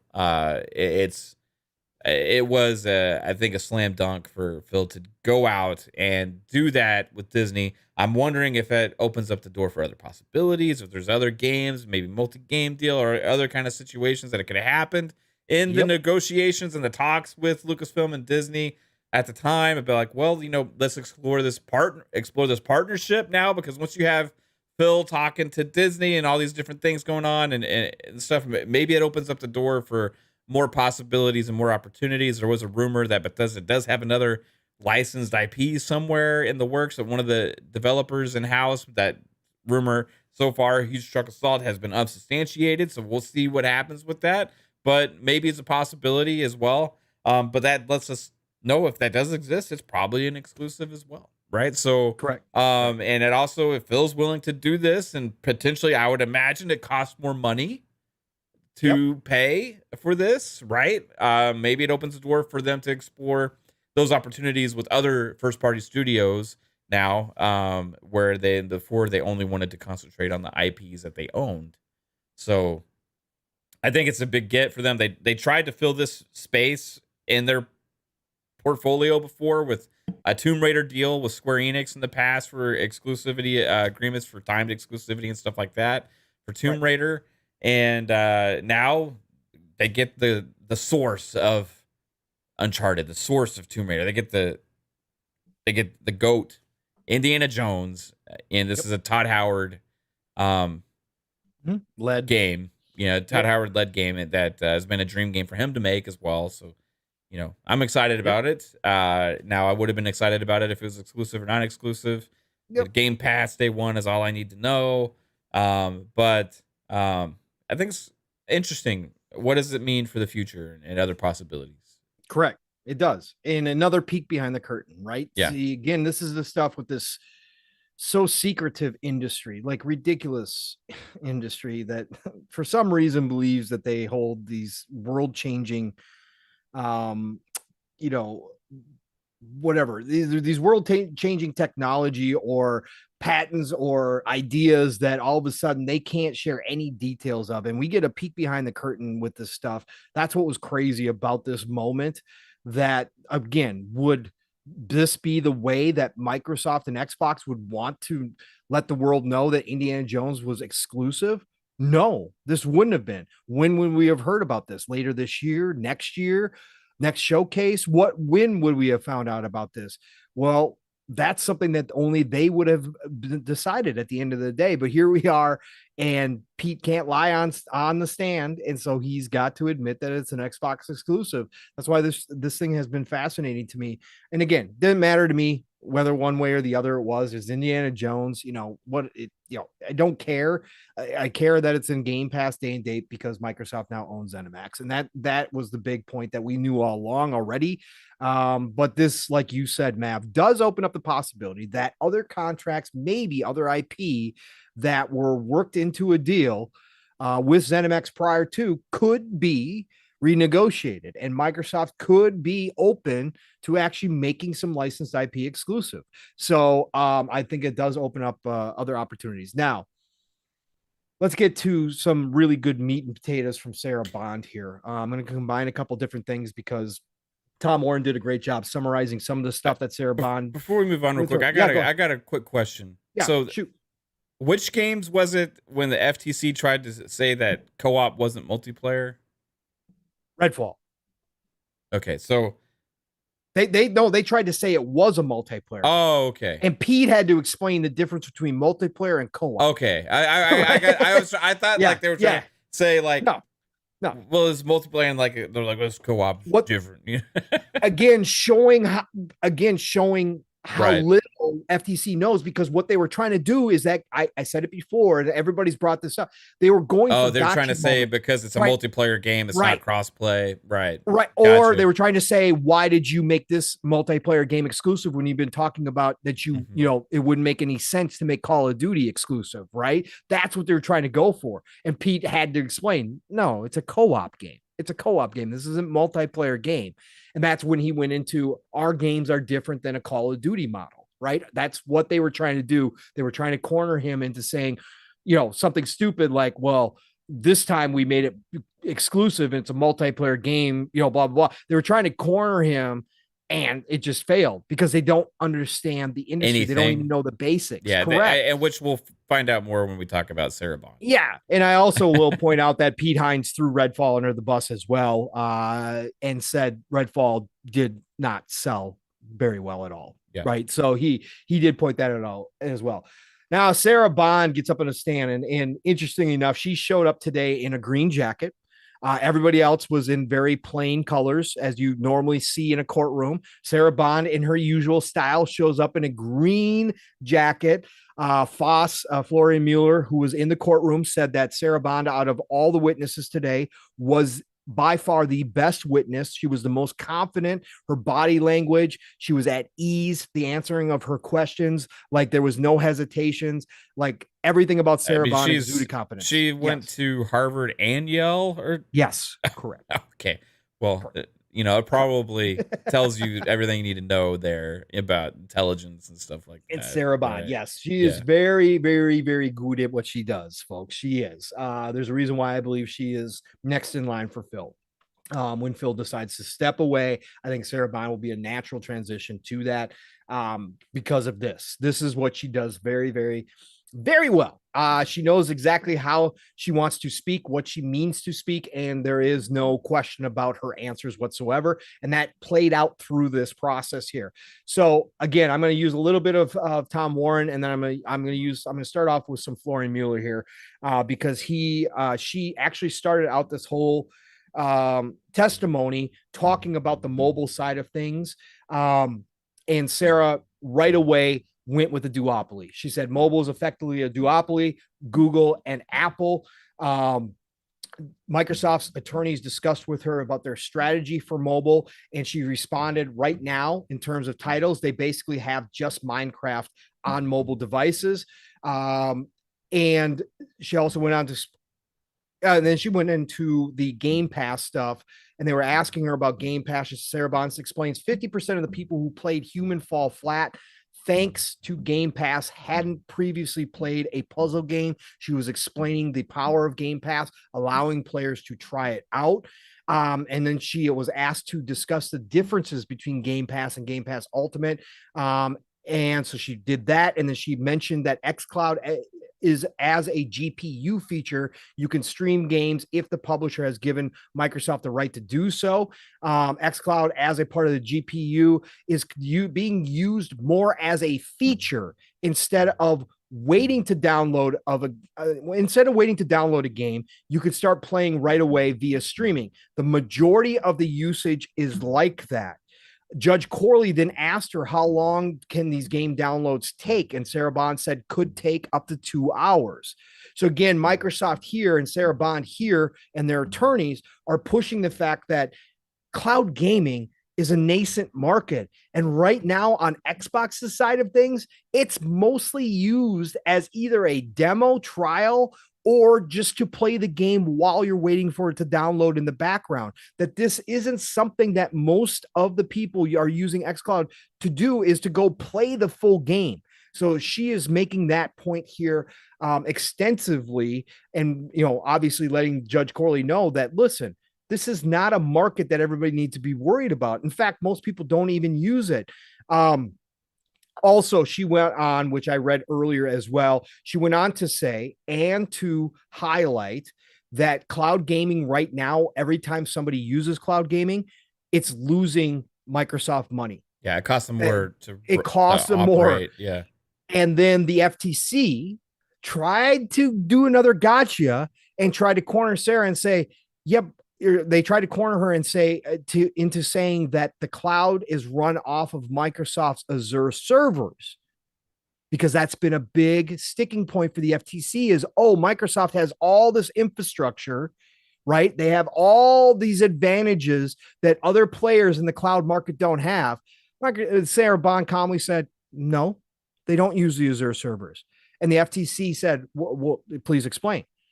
And she said, they use Xbox Series X hardware to run the games. And so then she had to explain to the FTC and to the judge how that works. And she went into detail. And then she also added into that was that costs Microsoft money, because we have to get the hardware to be able to make this work in the cloud. So again, another gotcha moment was shot down from Sarah Bond, or by Sarah Bond, that the FTC was trying to say, oh no, you guys got this advantage. Nobody else can do this because you got the Azure servers, so you're saving costs. And Sarah Bond was like, no. Our cloud gaming runs off Xbox Series X, and we have to pay for that hardware. That's not something internally that we do. We have to pay for that. And that's when she also explained that every user of the cloud costs Microsoft money. They're not making any money. They're losing money off of xCloud. So that was an interesting exchange. Yeah, which is common more in like upstart markets and stuff. Correct. Try and figure, I think obviously if the user base starts using it more and more and more, and, it's kind of a feature right now. And I think it's a little still unproven how big the cloud market will ever become. Correct. That is absolutely true, Mav. And that's why everybody says it's a losing formula for the FTC to go after the cloud market. That's why everybody believes the CMA is being absolutely insane, blocking this deal based on the cloud market, because there's way too many variables, and it's way too expensive, and it's not feasible, right? It's nothing. Again, you can't play Call of Duty on the cloud. Like the lag time from the multiplayer standpoint is nobody's going to use it that way. Nobody is going to use it that way. Let's see here. Tom also brought up this exchange real quick too with Sarah Bond. So let's see here. Sarah Bond. Oh, why did it do this? It went all the way into this. I don't want this, Tom. Why'd you set it up this way? An unstoppable evil for 76-year-old gamers. Quote, the Diablo franchise is built on this idea. If you battle an unstoppable evil, which is the devil effectively, end quote. That is not something I expect to hear at this hearing, but that was what Sarah Bond, head of Xbox Creator Experience, explaining Diablo to Judge Corley. Quote, it's literally my father's favorite game, end quote, says Bond. Judge Corley says it's Judge Corley says it's, quote, aimed at a certain audience, shall we say, end quote, to which Bond replies, yes, including my 76-year-old father, end quote. That's great. That was great. That was a great little exchange there. And then let's see here. Let's see. Sarah Bond reached. So Valve was happy with the Call of Duty without a Call of Duty agreement. So they asked explanation for Valve not signing the agreement. Sarah Bond reached out to Valve to offer a 10-year deal for Call of Duty on Steam. Quote, Valve believes strongly that the content should be on their platform. They do not want to be seen to signing contracts that lock up or drive commitments to content over 10-year periods of time, said Bond.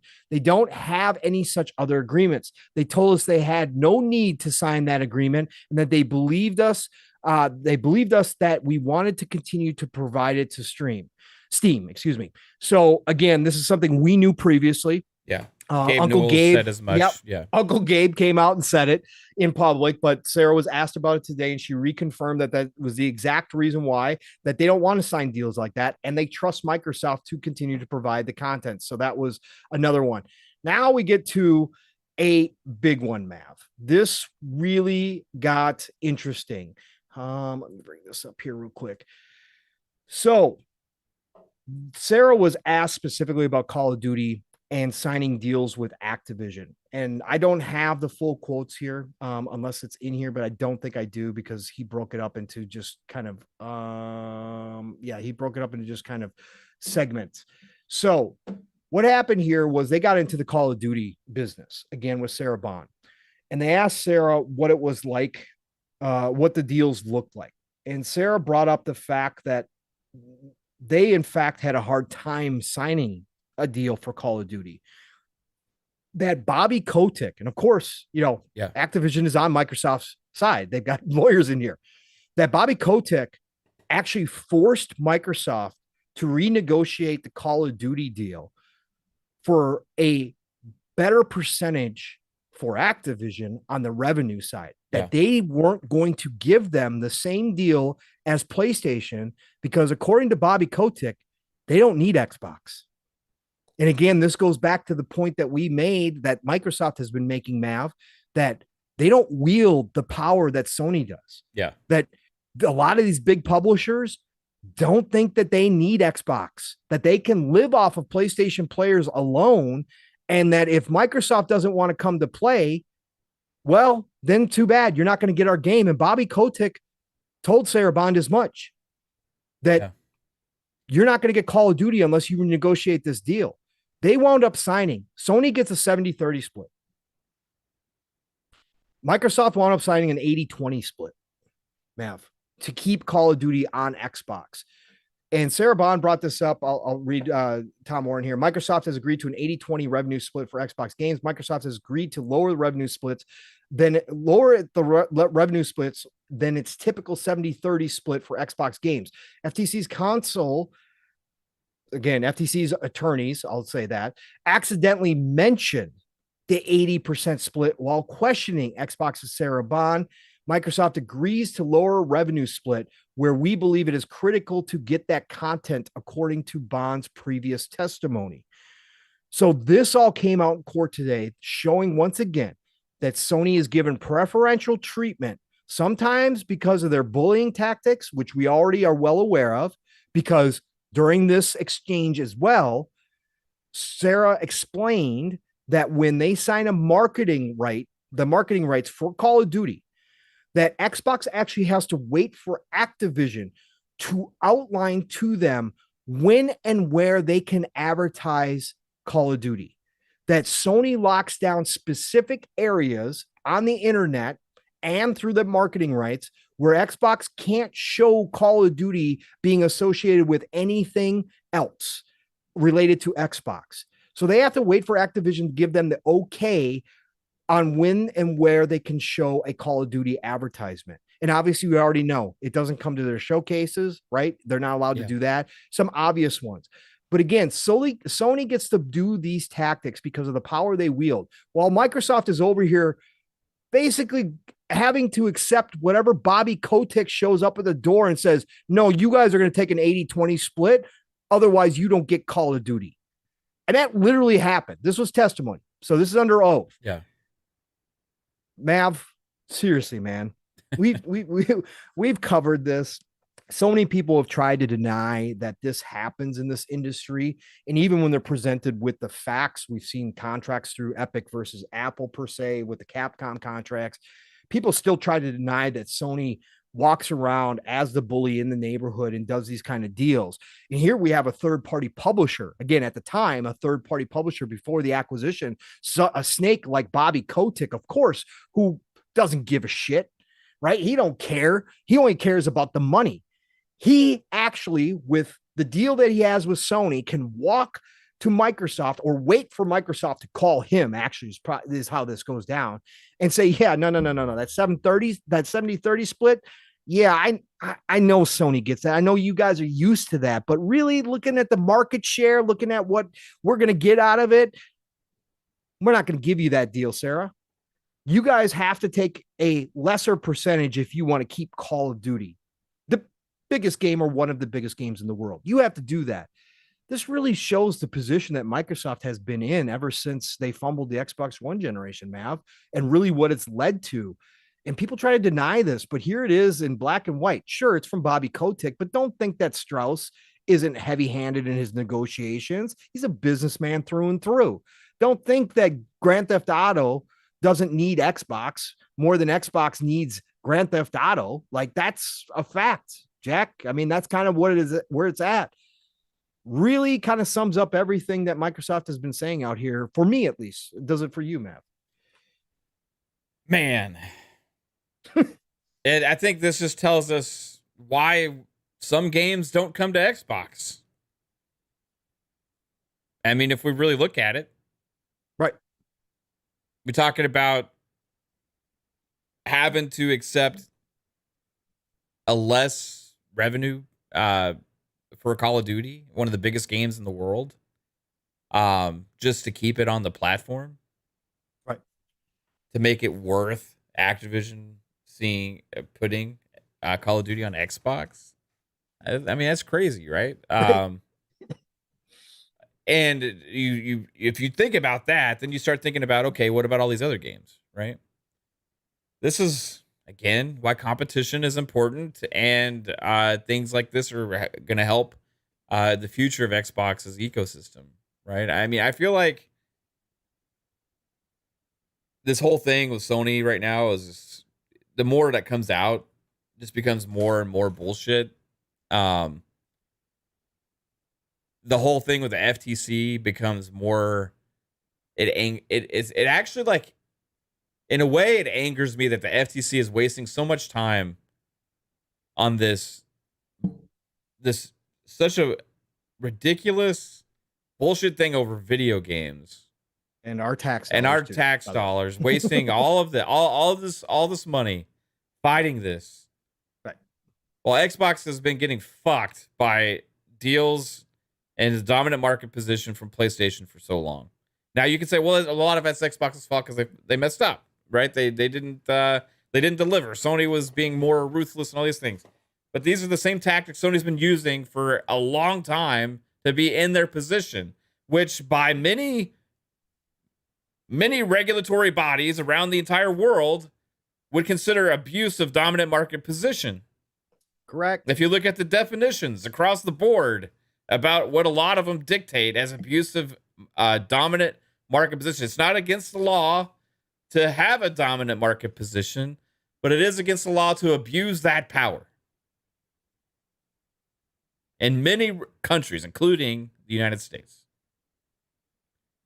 And in this market, where even after the acquisition of ABK, Xbox will still not be anywhere close to number one.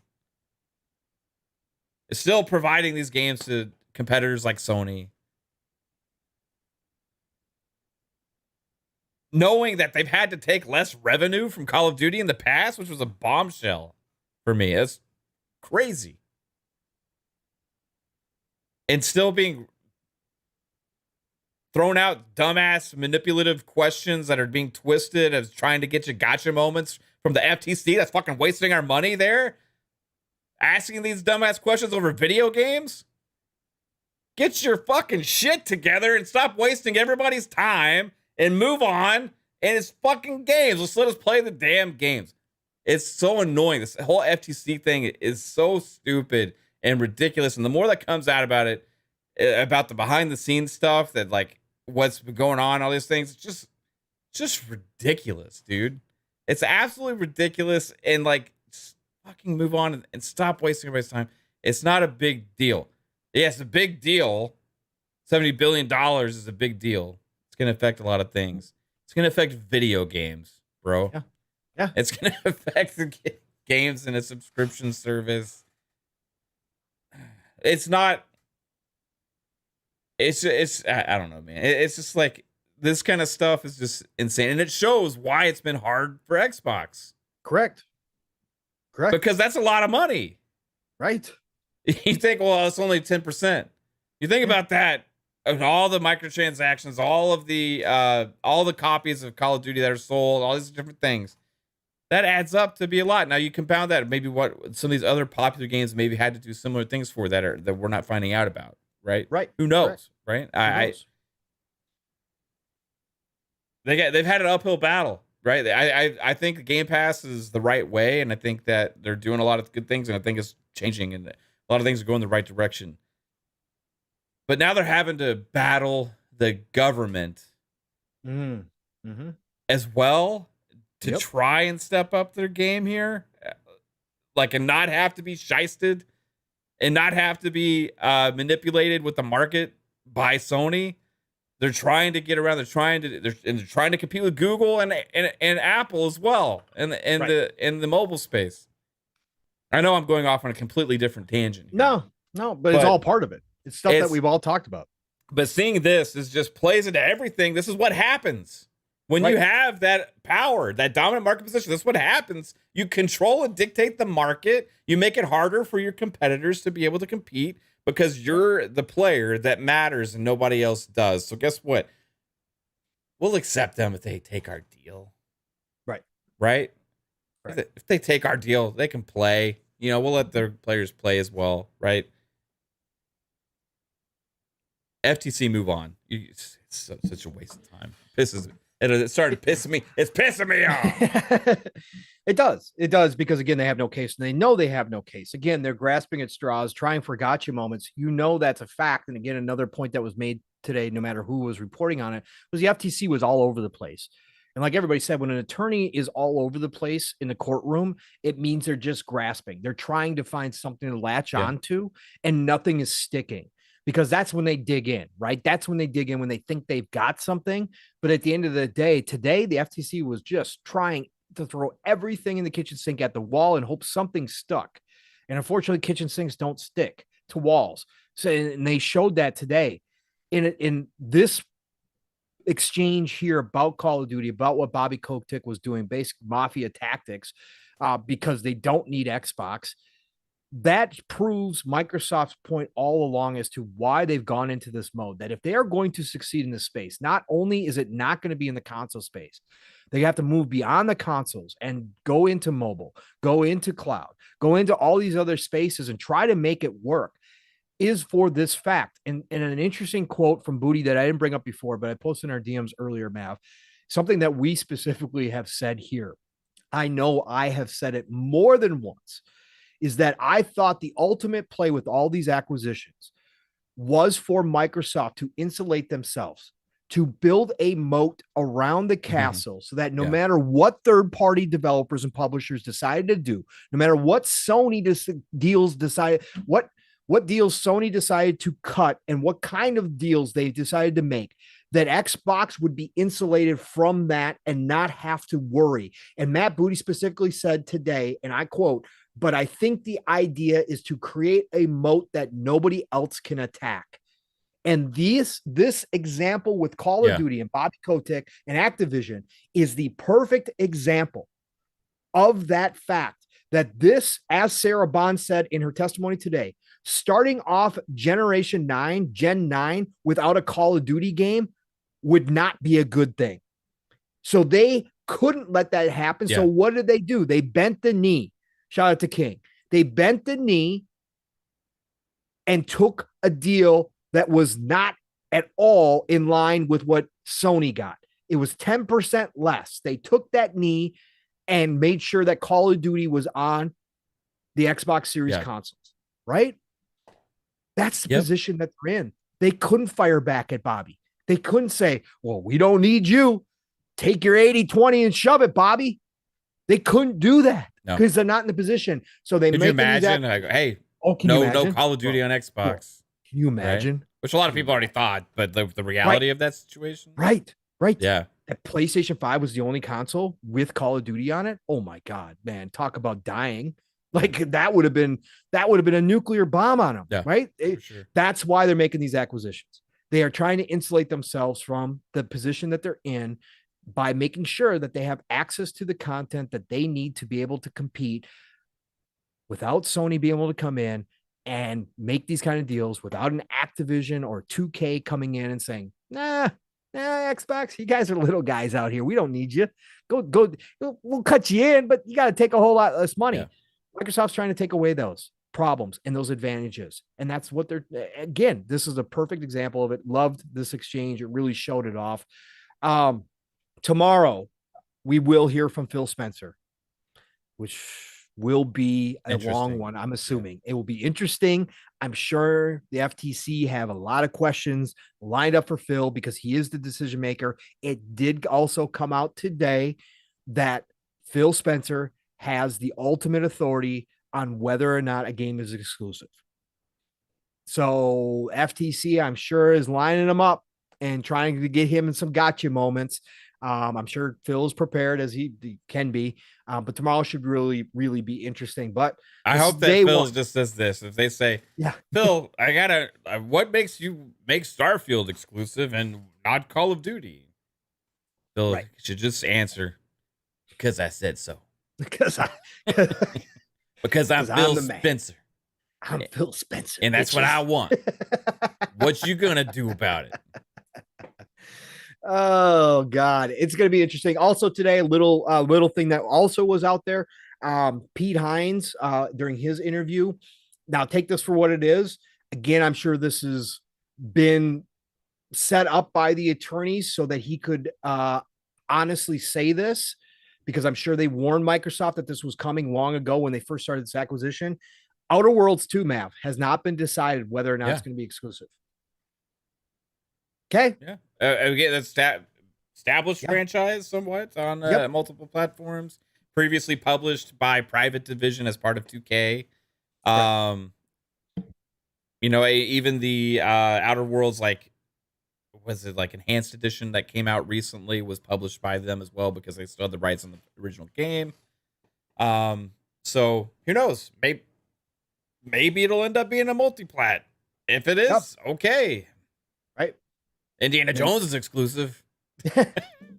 And does that open the idea for Elder Scrolls 6 and Fallout? If it does, I said I got chewed out by Psycho live on a show once. For saying it. Yeah, just bringing up the possibility that despite wanting to now, there's the possibility, because of the ABK acquisition, could change philosophies, even though they said it in the future was going to be exclusive, right? Yeah. Could potentially change philosophies, because I think that an ABK acquisition, if you have that, it's a transformative acquisition for a business, right? Like, and who knows what hurdles they have to go through to get there as well. And it may make you change the way you see things and make decisions, right? And people always take their things as they are right now, the way they are, right? And there was so much talk about exclusive. Now, who knows? You know, I would say more chances that it's exclusive right now. I probably say 70-30, maybe even 80-20, maybe even higher, right? Listen, Pixel Big G, listen, brother. You've been listening to us for long enough, all right? We asked the questions because, again, it is a fair question to ask. If Outer Worlds 2 were to go multi-plat, right? That question certainly would come up. Again, I lean that it's exclusive. I lean heavily that it's exclusive, right? I'm just saying that testimony today where they say we haven't made the decision on Outer Worlds 2 yet, just opens up the possibility. This is a conversation. It's a discussion. I'm not here to start any BS, but it is an honest and fair question. Yeah, I would say both of us are probably 80% or higher, maybe around there. Both of those games are probably going to be exclusive. Right. But I got to say this, Mav, when this acquisition first came through, there were people in this community that said absolutely Call of Duty will be exclusive. Yeah.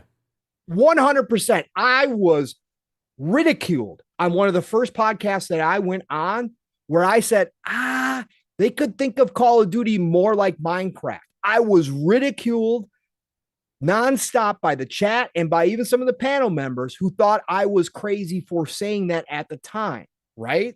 So again, these are big questions that, again, need to be considered when we hear information like this. That's all. But no, if you had to have me lay down money on this, absolutely it's exclusive. Elder Scrolls 6 and Fallout will be exclusive. Yeah. So not trying to start anything. Anyway, sorry, man. I would agree. If I had to put money on it, I would say exclusive also. There's just there's always a chance because things change. And who knows what's going to happen by the time that these deals are done. And and the other thing to think about is those games that you mentioned, right? Yep. Outer Worlds 2 are a little earlier than the others. Probably Elder Scrolls 6 and the next Fallout. We're probably not seeing those for a long time. Yep. And who knows exactly what. You see how much things change for Xbox just in a 3-year period, right? Yep. You're talking about another 5-6 years potentially for Elder Scrolls, maybe at least 4, I would say, after Starfield. At the minimum 3. Yep. Absolute bare minimum 3. Or probably more 4 or 5, I would say. Things happen. Things happen fast. So you just don't ever want to deal in absolutes with this stuff. You know, like you don't. Things change. Don't want to deal in absolutes. Like that's 5-6 years away, man. Right? That's 5-6 years away. We could be looking at a totally different industry. We're going to be looking at the new gen by then. It could be totally different landscape at that point. We just don't know. So that's why we're bringing it up in topics of conversation. And yes, I am, no, I'm not upset that I was ridiculed that day. I just pointed it out as a simple fact, Pixel Slappa, that those questions couldn't even be asked when this initially happened because people saying Call of Duty could stay multi-plat were crazy. Right. That's why I'm pointing it out. It's something to just ponder. That's all it is. Because again, in this business, in this industry, as dynamic as it is, we don't know for sure how things are going to go. We can guess, we can speculate. That's what we do here. Fun speculation, right? We do that all the time. But there are two sides of that coin. And there is a discussion to be had there of why it could be beneficial both ways, right? And Microsoft is the ultimate decider. Phil is the ultimate decider right now. We'll see who's in charge when that decision has to be made, which could change by then as well. So it's just an interesting conversation. The other interesting thing is I think for some people, like, I think we're different in one way where we honestly, if a game's exclusive or not, it doesn't necessarily matter to us. We like Game Pass and getting it in Game Pass, right? Now we understand the business benefit of exclusivity and the importance of it for the brand and brand identity and all that kind of stuff. But I think a lot of people are emotionally attached to the behind that exclusivity thing because it makes the brand more special and it makes it more like this is for us and like this is ours and nobody else can have it type thing. So that's what makes it special. And the thought of taking something away becomes almost like an emotional thing. It's like I might take your cookie. You know what I mean? But you might have to share that cookie, right? You might have to share that cookie I gave you. You know, that I told you that I was giving you a cookie for your birthday. You know what? Guess what? You're gonna have to share it. You know, or you might have to share it. You know, the thought of that is like an emotional thing for some people. So I think that's why they get the kickback and the backlash sometimes on even just the remote thought of a possibility, even if we say it's like 80% or whatever. We saw it recently with Starfield. Now that it's right around the corner, Mav, we've seen that emotional outlast. And Pixel you see it today with Indiana Jones from PlayStation. PlayStation gamers love exclusives until it's not theirs. until it's not theirs, right? And Pixelbit, I do know that you own on consoles, and I know that you play. I know you don't like just narratives running, but that's what we just have. We have discussions here about lots of different possibilities because it's a worthy discussion. It is a worthy discussion because there's a lot of unknowns between here and Elder Scrolls 6. So, anyways, but yeah, I mean, yeah, you did see the outcry today when Indiana Jones was announced. Why do you guys care? You guys got Uncharted. You got Spider-Man. Indiana Jones is an old IP. Nobody cares about Indiana Jones anymore, right? You guys got Uncharted. It's better than Tomb Raider, right? Why do you guys care? Oh, that's right, because Sony's not making any more Uncharteds now. Because it's another IP that they've supposedly shelved. If there was another Uncharted announced right now, they wouldn't give a shit. Oh, they wouldn't give a shit. They wouldn't give two shit. They'll just like Indiana Jones is gonna be trash compared to our Uncharted, is what they would say. Right. So exactly. But you know what?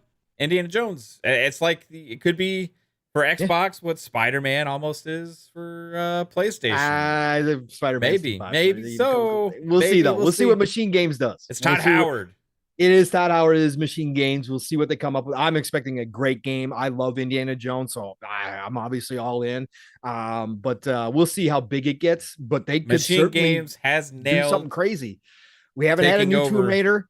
We haven't had a new Tomb Raider in a while, Mav. We haven't had a new Uncharted in a long time, right? So that's the openings there for that type of adventure game that everybody loves. So the talent that Machine Games runs deep, and if people don't know, the founders of Machine Games, a lot of the talent there came from the same people that created Starbreeze Studios back in the day, that made a lot of people's favorite licensed Xbox game back then, Chronicles of Riddick. Yep. Right. So Starbreeze, bunch of those people left. Some of the founders and stuff. They formed Machine Games. Machine Games, part of Bethesda. They take over a franchise that's already known and beloved by many for a long time. One of the original first-person shooters, Wolfenstein. Yep. Or as Boxenberg would say, Wolfenstein.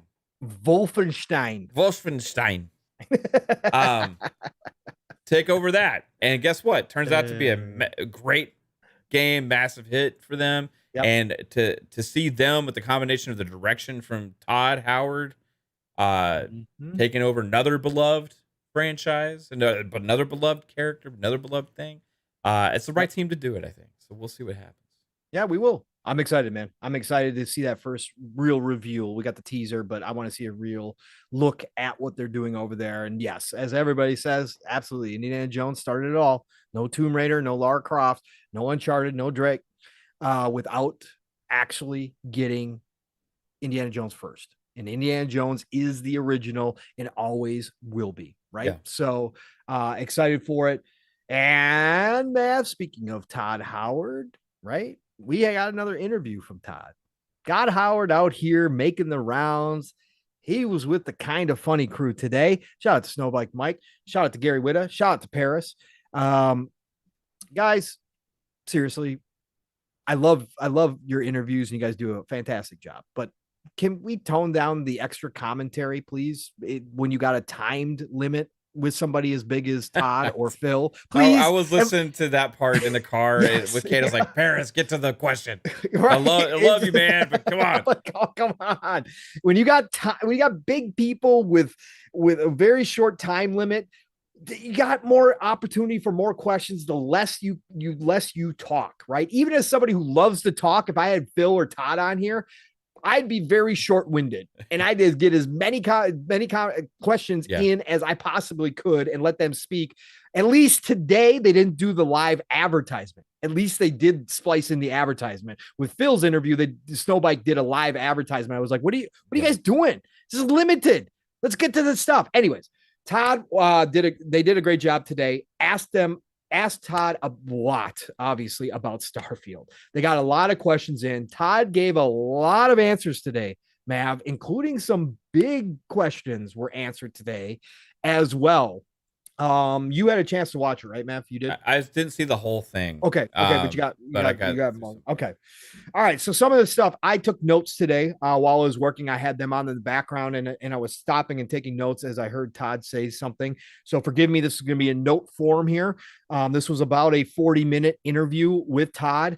He looked happy, confident, like not tired at all. Yeah. The usual Todd Howard, excited, like, hey, let's go. We got our new game. This is a game I've been waiting to make. I love listening to talk about Starfield. So confirmed, Mav, that there will be a shielded cargo aspect to this. Didn't go into details about how that's going to work, but people were questioning how it was going to work with the smuggling. We've seen in other games like Elite Dangerous a type of shielding which gives you a chance to pass through the scan that we saw in the Starfield Direct. Mm-hmm. He confirmed there is shielded cargo, and that you're going to have contraband, smuggling, all the good stuff in there. They talked a little bit about the skills and how they set those up. And Todd specifically said they didn't want to go with a skill tree. They didn't feel that gave people enough flexibility.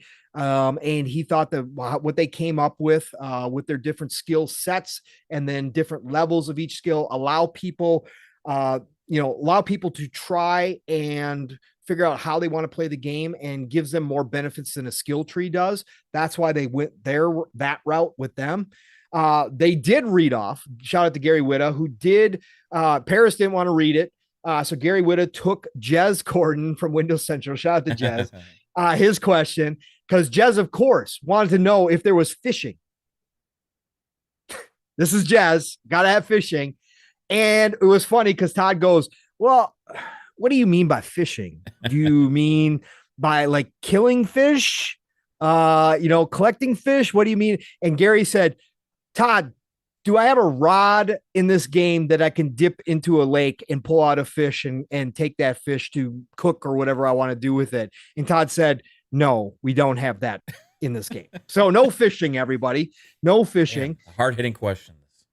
Correct. The very hard hitting questions. They struggled with planets early in development. We've heard this from Todd in other interviews as well, but they were struggling with the planets, right? They didn't have a system in place that Todd thought was good enough to procedurally generate these amount of planets. So they wanted to be able to get that system right. And over the top of it, obviously put in the handcrafted. So what they do is, again, for anybody who doesn't understand, they have tiles of procedurally, I gotta have a hard time with that word sometimes. Anyways, procedurally generated environment. Right. Environment. They have tiles of environment that they stitch together to form a whole planet, right? And then they have the system has a menu list of the handcrafted different unique places that they want to have on the planets, right?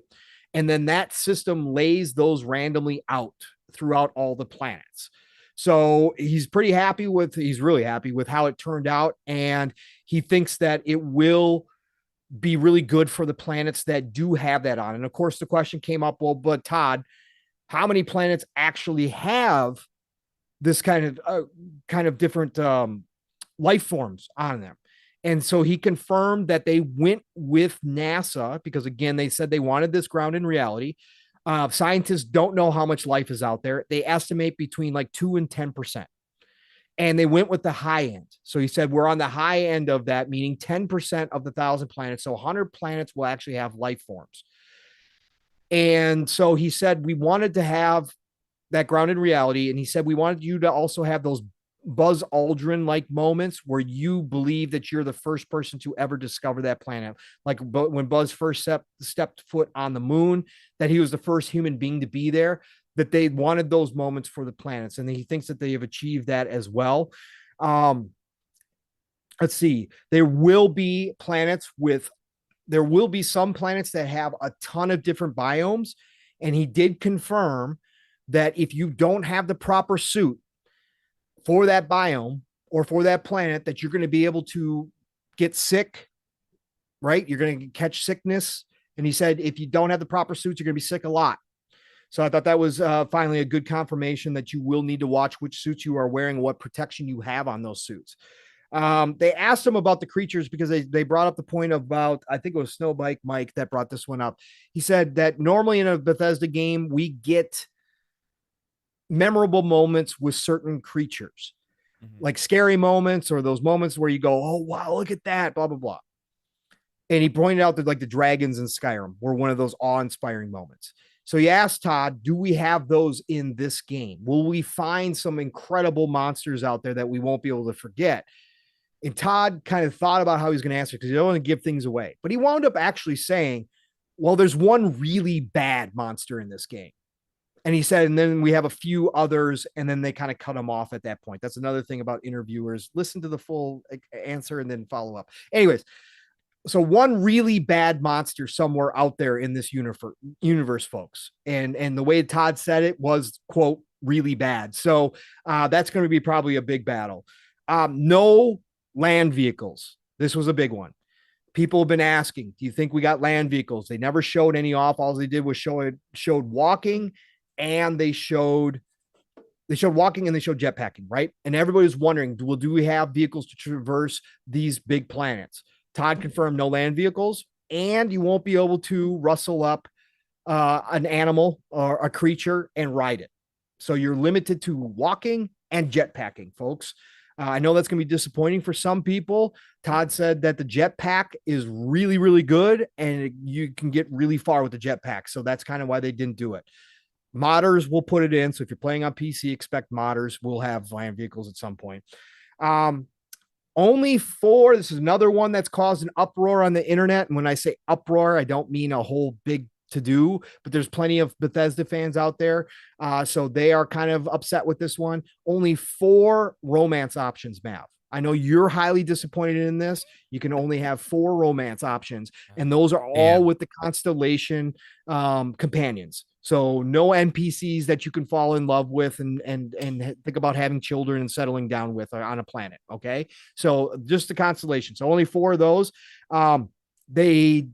He did confirm that there are more potential robots than just Vasco. He was asked if you could crew and if a ship could be crewed entirely by robots. And he was like, technically, yes. And then they asked him about Vasco, and he kind of confirmed that there would be more opportunities. He didn't want to spoil anything, but there would be more opportunities to meet new robots outside of Vasco. No radio. So again, for people who love the Fallout radio, while you are traveling the universe, you will not be able to tune into Space Radio 101. Okay, that's not going to happen here. They did say that there is a radio type station at one specific location, but you won't be able to hear it anywhere else. So some people are going to be disappointed about that as well. When you pirate a ship, Mav, you get to take that ship. You can fly it around everywhere. You can do whatever you want. But if you want to modify that ship, you do have to register that ship first. So you can fly anything that you've pirated around as much as you want to. You have to claim ownership. You have to claim ownership, right? So you have to register that ship. That was in there as well. This was a big one for me because I had this question, Mav. You remember I talked about this potential. With your outposts that you set up, you are able to have ships make cargo runs from your outposts, and they will generate economy. So that's really cool for those of us that are going to spend a lot of time in this place that have thought about setting up those outposts. You will be able to have cargo runs, and they will help you. They will benefit you. And I should also mention that Todd, through this entire interview, multiple times said modding ships to big ones and building outposts is going to take a lot of resources. So it's not going to be something that you just get to dive in and kind of experiment with. If you really want to build outposts and you really want to build some big ships, plan on having to harvest or pirate a lot of resources to make that happen. So that was another big one. That's what I got out of the interview today. Lots of goodness, man. From what you heard or watched of the Todd interview, anything stand out to you specifically, or anything I read off that list? I know it was a lot, but Todd, getting talked for 40 minutes and he was in a talking mood. So anything that stood out to you at all? I'm not interested in the game anymore. That's it. That's all. I'm done. I'm done. No land vehicles, no romance. No land vehicles. I can't fish. So my dream of driving my space truck to the local space pond and catching a local space fish with my 4 different alien species side chicks all hanging around with me. It's done. I mean, that's just what I was gonna do in the game. And now that I can't do it, it's no done. longer I'm your just not gonna fantasy play game. it. Nope. I get it. Nope. You know, it is. I don't care about it anymore. I'm just gonna play Final Fantasy 16 instead. Yeah, Nick's brought up another one real quick, Map, too. Not to interrupt you, but Nick's did bring it up. Sorry, Nick's. I forgot to mention this one. I did have it written down and I skipped over it for some reason. Somebody asked him about black holes in the game. He declined to answer. When somebody declines to answer, I gotta believe that there is a black hole or something of that nature in this game. Probably right? So Yep. I think, thank you, Nick. The question's like, is this in the game? Like, no. Is this in the game? No. It's like there's so much damn stuff in this game. You know, like it's the base building. I can't imagine like really the investment of really trying to make it like what you want, right? Yes. That sounds like a fun thing to me. I am kind of that grindy type player, you know, like that really likes to not. My issue with Fallout kind of was like, okay, you know, you get to the base camp thing, you just like fucking do whatever you want, and it's like a different game all of a sudden. So I kind of skipped past it, but like if I had just started with, okay, now I can have a kettle, right, right. And then later on, an hour later, I get enough resources. I can have a shelf. Like now we're getting somewhere. Then eventually I get a chair. Right. 5 hours later, I get a bed. Yep. Now we're cooking, baby. You know? Yep. Now imagine that over like months. You know what I mean? Like you build it out. I really find it like interesting to think about what's possible with Starfield. I am gonna live that space pirate / bounty hunter dream. Ooh, let's go. You know, I'm gonna play both sides. I'm gonna be a space pirate, but when there's money on the line to bring somebody in, I'll do it. Right? You know, and maybe I'll get a bounty on me and also collect bounties. I'll figure it out. I just gotta figure out where I can turn them in at. You know. Right. I'm gonna play a little bit of both sides in this game, and I'm looking forward to it, man. Todd always delivers the goods with great answers to the questions. Like I think that it's gonna be a special game. I think it's gonna be a generational game. Nothing he can say or will deter me away from my excitement from anything. And when you open it up to everything that Todd says, well, it's not. This isn't gonna be there. Whatever. Correct. Mods is going to take care of all that stuff. And then also he expressed how excited he was to see the modding community and what they're going to do with this. He expressed that. And Nick's, they did ask him about the frame rate. The reason why I didn't bring it up is because he gave the same answer, that they just wanted a consistent experience. So they chose the 30 frames, and at no time were they considering a performance mode, because to him, it was more important to keep everything that they wanted to in the game.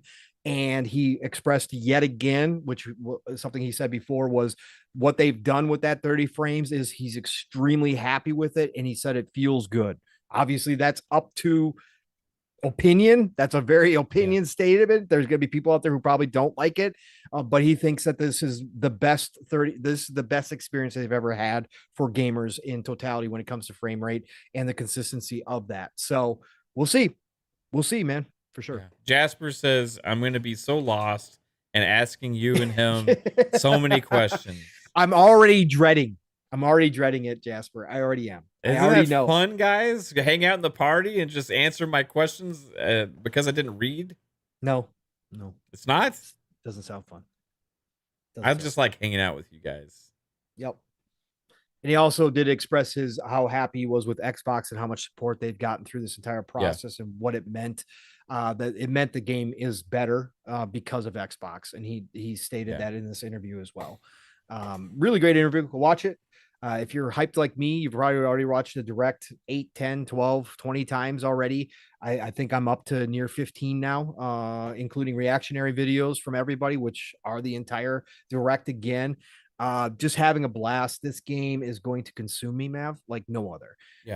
I know there's gonna be limitations I come across. Again, this isn't the be all end all. It's not like we have unlimited tech here. There are gonna be limitations that I up against, but just from what they've already shown us, I have no doubt this is going to be one of my favorite games, if not my all-time favorite game Yeah. when it's all said and done. Like I truly already believe that. I'm going into it with that mindset. If it's different, if it sucks, I'll be back here talking about it. I don't have a problem saying when a game sucks, no matter, even if it is a Todd Howard game. I don't care. I'll tell you it sucks.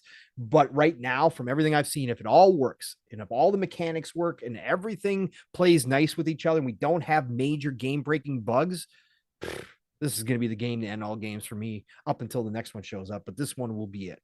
So I can't wait. Hey, Pong. Yes. Going back real quick to Yeah. the FTC Microsoft thing. Did you grab super chats, by the way? We're gonna get to those in a second. I just want to make sure that you have. Yeah, I got them. Okay, cool. Did we not touch on the two favorite questions from the FTC to Sarah Bond? Oh, we probably didn't. If you've got them there, we didn't because we were talking too much about other big stuff. Yeah. Sorry. Yes. Go ahead. We talked about the gotcha attempts from the FTC, and the FTC how ignorant they are. They had some epic failures of completely ignorance, also. Yes, about gaming and stuff in general. I don't have them in front of me. I'm going to try and remember exactly what it was. What the first one was about. Here, hold on, I'll find the exact, or close to the exact here, because I think Destin posted them too. Yeah. If you have them, the exact ones, that'd be better. Yeah. Let me see here. Two attempted gotcha moments. Yeah, I got actually Derek Strickland from Tweaktown actually posted it. Right on. Question. This is to Sarah Bond from the FTC. Question. You need a Windows license to stream PC games, correct? You need a Windows license to stream PC games, correct? I think it was either license or key. Derek posted as license, but I think Destin said it was key. Sarah Bonds answered, no, you can stream PC games without a Windows license. Question. This agreement involves a license for Windows, correct? Answer. This is my understanding. That exchange right there is unbelievable. The fact that they still think that you need a Windows license to stream, bro, come on, man. Come on. And the other one, let's see here. Yeah, Destin did use key in that one. What was the other one, Mav? Hold on. The other one was to Booty, wasn't it? No, it was to her. I think it was about all Xbox first party games are exclusive, right? Yes. Simple answer. No. That's their biggest base of argument. Yes. From the FTC is about making Call of Duty exclusive. Yes. And they couldn't even do their research to figure out which Microsoft first party games aren't exclusive to where they actually brought this, the ignorance and the stupidity of the FTC lawyers. Think about how bad at your job you have to be to not even know which first party games that Microsoft makes, and that there are some that are not exclusive. And that Microsoft keeps telling them there's games that we make that aren't exclusive. Yet the FTC, in front of the judge, goes up and asks, all first-party games from Xbox are exclusive, right? Like, oh, I got you, Sarah, because I know this, because I've done my research.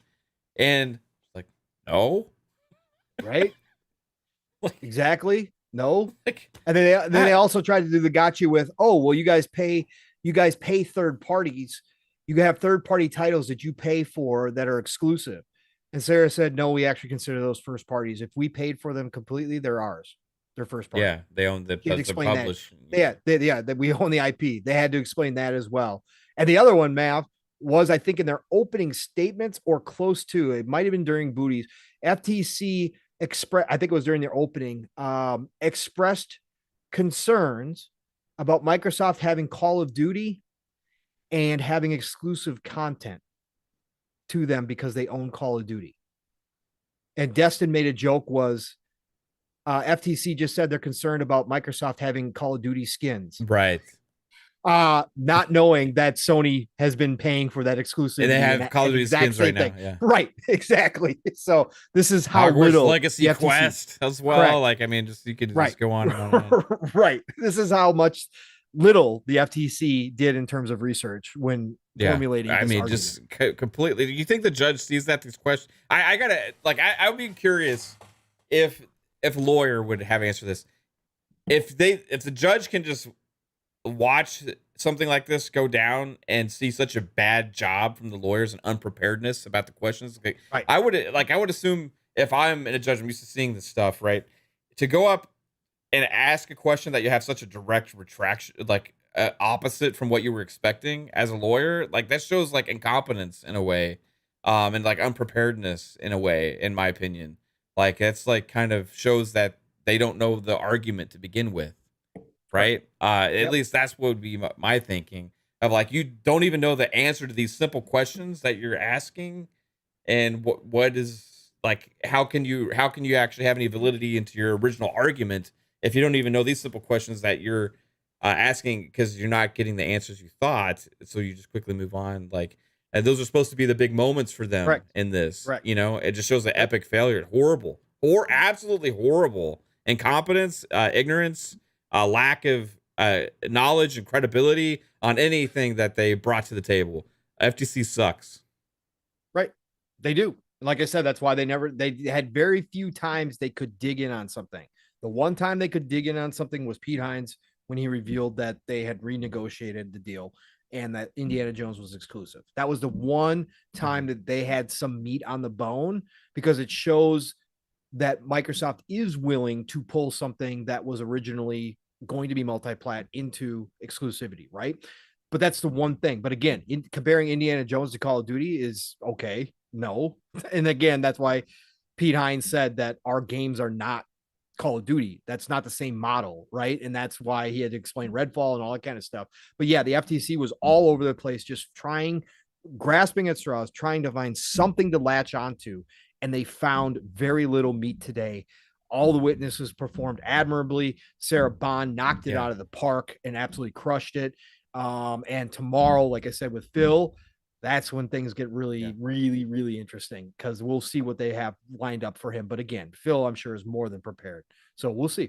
Jasper just said something. He said the judge is also asking some dumb questions. So I hope she can understand what is being said when the FTC is asking these questions. So I gotta say this, dude. Is it interesting? Like these a lot, and I haven't really followed other big acquisitions or things like this before. But like such big things get decided on people that have such little knowledge on. Correct. It's the way of the world. That's why the one good part is in the United States. Yeah. Right. The courts go by the law, not by feelings or not by, looking in the crystal ball.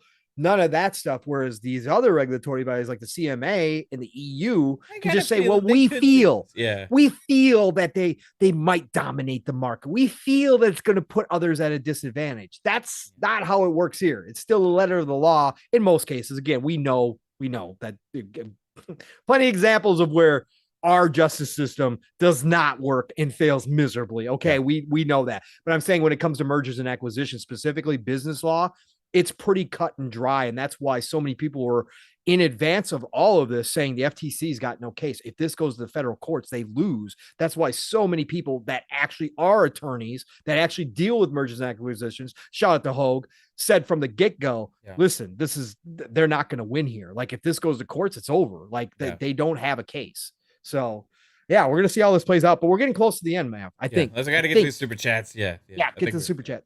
Yep. All right. So shout out to I gotta backtrack here a little bit. All right, Scott Gamer Dude earlier hit us with a $5 super chat, and he was watching, I think, some of the show previously, so it wasn't 100% live. So I waited to answer these. But he said, Scott Gamer Dude with a $5 super chat says, when I heard the price was going up, I stacked more Game Pass cards. Paid up until 2025. Love CD keys. That's awesome. Guys, stack them while you can. Right?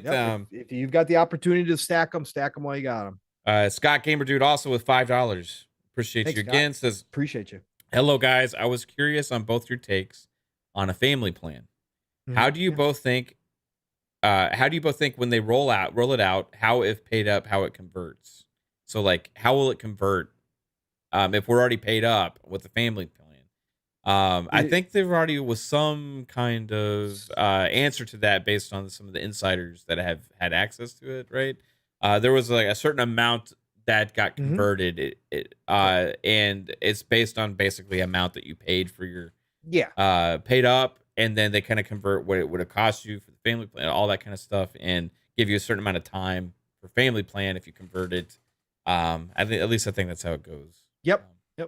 Absolutely. I don't know the I don't know the ratio. I don't know the conversion. We don't know because we don't know the price yet, right? Yeah, we don't know the price for sure in the United States, right? We don't know the price. So I believe it's just going to be converted. Whatever your value of your remaining Xbox Ultimate is will be converted into, divided by whatever the cost of the family plan is, and you'll get that much time. So, that's the way I understood it when they first announced it or talked about it, I should say. Also, $2 from Sappho. Shout out to Sappho. Says showing support. Hit the likey button, peeps. Appreciate it, Sappho. I hope you're having a good one. Alvin, absolutely. Thank you, Sappho. Alvin with $2 said Square probably offered a 90-10 split for Final Fantasy. I wouldn't doubt it. I wouldn't doubt it was something stupid. I wouldn't doubt it. Spartan 661 with the $10 super chat. Says that Xbox has done no wrong. They are doing what needs to be done. Sometimes people can't see the future of what they are doing. Their service is way better than any other service that is out there. Say it. Yeah, I think all companies can do wrong. I think Xbox does wrong sometimes, but Xbox does way more good than wrong right now for us as value proposition for consumers. And in that way, they're winning in spades, in my opinion. But, still got to call out sometimes when stuff goes wrong or when they don't nail it on every front. Chris Jones, member for 10 months. Shout out to C Unit. Says, what? I can't be with Liara and have 6 side pieces? No. Todd is not going to allow you to do that. Yeah. Blame Todd. He doesn't like love, obviously. Maybe in the future you'll be able to fish and catch a side piece. Alien fish girl. Maybe that'll be the surprise, right? Surprise! So. You can catch alien mermaids. Yeah, alien mermaids. Let's go. Let's go. Yeah, that's it. We're caught up. We're all caught up. We're all caught up. Perfect. Awesome. Well, Mav, I think it's been one hell of a show. Unless you got something else you want to talk about, man. I think we covered the major stuff this week. We've been at it for 3 hours. What's your opinion here, sir? My opinion, Pong. That I want to go play Diablo. I knew that was coming up. I want to go play Diablo. That's what I want to do. This chat's been amazing for this. It has been over 200 people consistent tonight. Just absolutely beautiful. Again, never expected, but always appreciated. Thank you all for being here. 100%. How many days till Starfield? I don't even know the count now. We got to be 70. What are we at? 76, maybe 75, somewhere in that neighborhood right now. Around what our episode number is. Yes, that is correct, sir. It's going to fly by. For every episode, we'll have 7 less days. Yes, that is correct, sir. That's a good way to look at it. So we got basically 10 shows? to 11 more shows, and we'll be playing Starfield. Think about that shit, man. Ooh, and it's Memorial Week, or it's Labor Day weekend as well. So we all get a free day off to enjoy Starfield, or those of us in the United States, right? And those of us that do have companies that celebrate Labor Day and give us the day off, we're going to have an extra day free to play Starfield on top of my vacation. So I think I'm going back. I think I'll have Friday through Tuesday off, and I'll go back Wednesday, I think. So 5 days of straight Starfield. It's going to be glorious. It's going to be amazing. You going to play Starfield tonight, Paul? Am I going to play Starfield tonight? I mean, that's Diablo. I'm sorry. Wow. Diablo. I wish. Yeah, Todd hooked me up with their current version, and I'm going to be playing some Starfield tonight. No, I will be playing. I gotta go take care of the house since the wife's not home. I gotta make sure the dogs are done and all that good stuff, and then I will be on Diablo. Absolutely, of course, sir. Yeah. What else am I going to do? Looking forward to it. Let's go. What else is there to play? Let's go, man. Yes. Fantastic show. PM in the PM has hit it out of the park yet again on a Thursday night. Again, once more, thank you all for joining us. Thank you all for being here. Nothing but love and respect. Thank you for the great conversations in there. And it's been a fun past month or so of this Gamers Christmas, along with obviously FTC news. But man, oh man, buckle up. It's going to continue forward. Got a lot to look forward to. What a year 2023 has been. No matter where you're playing, it has been incredible. This will go down, I believe, as one of the greatest years in video game history. Fucking and fantastic. We are all a part of that. So thank you for being here. Math. Listen, brother, we got Xbox Ultimate tomorrow night. What else you got going on? You planning on streaming some more Diablo and showing everybody your new Elsa build? Maybe this weekend I'll stream some more Diablo. Okay. I think so. But tomorrow night is Xbox Ultimate Podcast. And guess what? We're going to get Phil Spencer on the stand tomorrow to answer questions. I thought he was coming on. No. We're going to get to have the audio from his hearings and stuff. So we're going to have some more juicy FTC, Microsoft, Xbox stuff to talk about tomorrow. Also, get to relish in the awesomeness that is Xbox. And we'll talk more about with the panel about all things going on in the realm of Xbox. 10 p.m. Eastern time. Looking forward to that. Also, a quick note. I forgot to mention this. Need for Speed Unbound hit Game Pass Ultimate today. It is an awesome game. I waited, Mav. You tried to get me to buy it, and I told you I would wait it out. We can play. I'm looking forward to playing that with you if you have some time to go build up a car a little bit. You know what I mean? Yeah, that's a problem. Yeah, I know. I want to play it. I know Steele likes it a lot too. Yes, he does. So we could have a little crew running around and get the neon going in our old 90s Supras or some shit like that. Let's go. Yeah, let's go, buddy. All right, so check out Need for Speed Unbound. But anyway, besides that, we had Xbox Ultimate. Then we got FSP. Should be back Monday at 10 p.m. Eastern. I didn't have the show this past Monday because I did have a kind of bad headache. Diablo cured it that night though. And then besides that, more game streams, and I got to do a Mavcast soon. We'll see when that happens. Maybe this weekend. But hope you all have a good one. Take it easy. Oh wait, Pong, I'm sorry. Yeah. Nope, that's fine. I know you got another $5 super chat from Scott. Oh yeah, too. Oh, and another one from Spartan661. You want to get those two? Yeah, leading I'll into get your those outro. Two. Yeah, go ahead. What else were you gonna say? Were you gonna say something else, or are you just gonna end the show without me? I was gonna end the show without your outro. I'd do everybody a favor. That's what I thought. Yeah, no, thanks. Listen. Oh, and I also forgot to mention too. Not only do we get Phil tomorrow, but we do get Jim's testimony tomorrow as well, recorded. But we do get his video, so that should also be me more. What is Jim gonna do? Please. I don't know. I wish we could see the fact that he can't be questioned is so stupid. I know it's garbage. I wish we could see the video. I hope the video leaks at some point. Oh my god! Is it me crying? Oh my god! No. I don't know what to do if they take college away. Jim. I just hope he says something crazy again tomorrow because he's good for it. Listen, everybody. First of all, let's get Scott Gamer Dude $5. Thank you very much again. Hello, guys. I don't care if a game is on another platform. If it is in Game Pass, why do I care other places it might be? And Mav and I are in the same exact boat. Game Pass unto itself is an exclusive, and it changes everything when you think about it from that perspective. Like I said, I still understand the importance of exclusives. It does give your platform an identity, which is ultimately a end goal for a company like Xbox. That's what raises your popularity. As stupid as we think it might be, it is the nature of business, right? So if Air Jordans were everywhere, if Reebok had Air Jordans and Nike had Air Jordans, Jordans wouldn't be as special as they are, right? It's because Nike is the sole company who makes Jordans that push Nike to where it is. We can go down the line. It is what it is, but no, ultimately, me as a consumer, as a gamer, if it's in Game Pass, I win. So I'm good with it. It doesn't matter to me. And Mav agrees. Yeah. Ultimately. And then Spartan661 coming dropping in here with a $4.99. Thank you very much. Appreciate you, Spartan. Xbox will have their reckoning. It seems like it. Again, never deal in absolutes ever because it's crazy out there and human beings are still making these decisions. So you just never know, but looks like they might get this one pushed through and everything's going to be good to go. They'll be on their way to competition at least. So that's that. I think they will get their record. Let us compete. Let us compete. All right, everybody. Pong Soul Xbox, Pong Soul Twitter.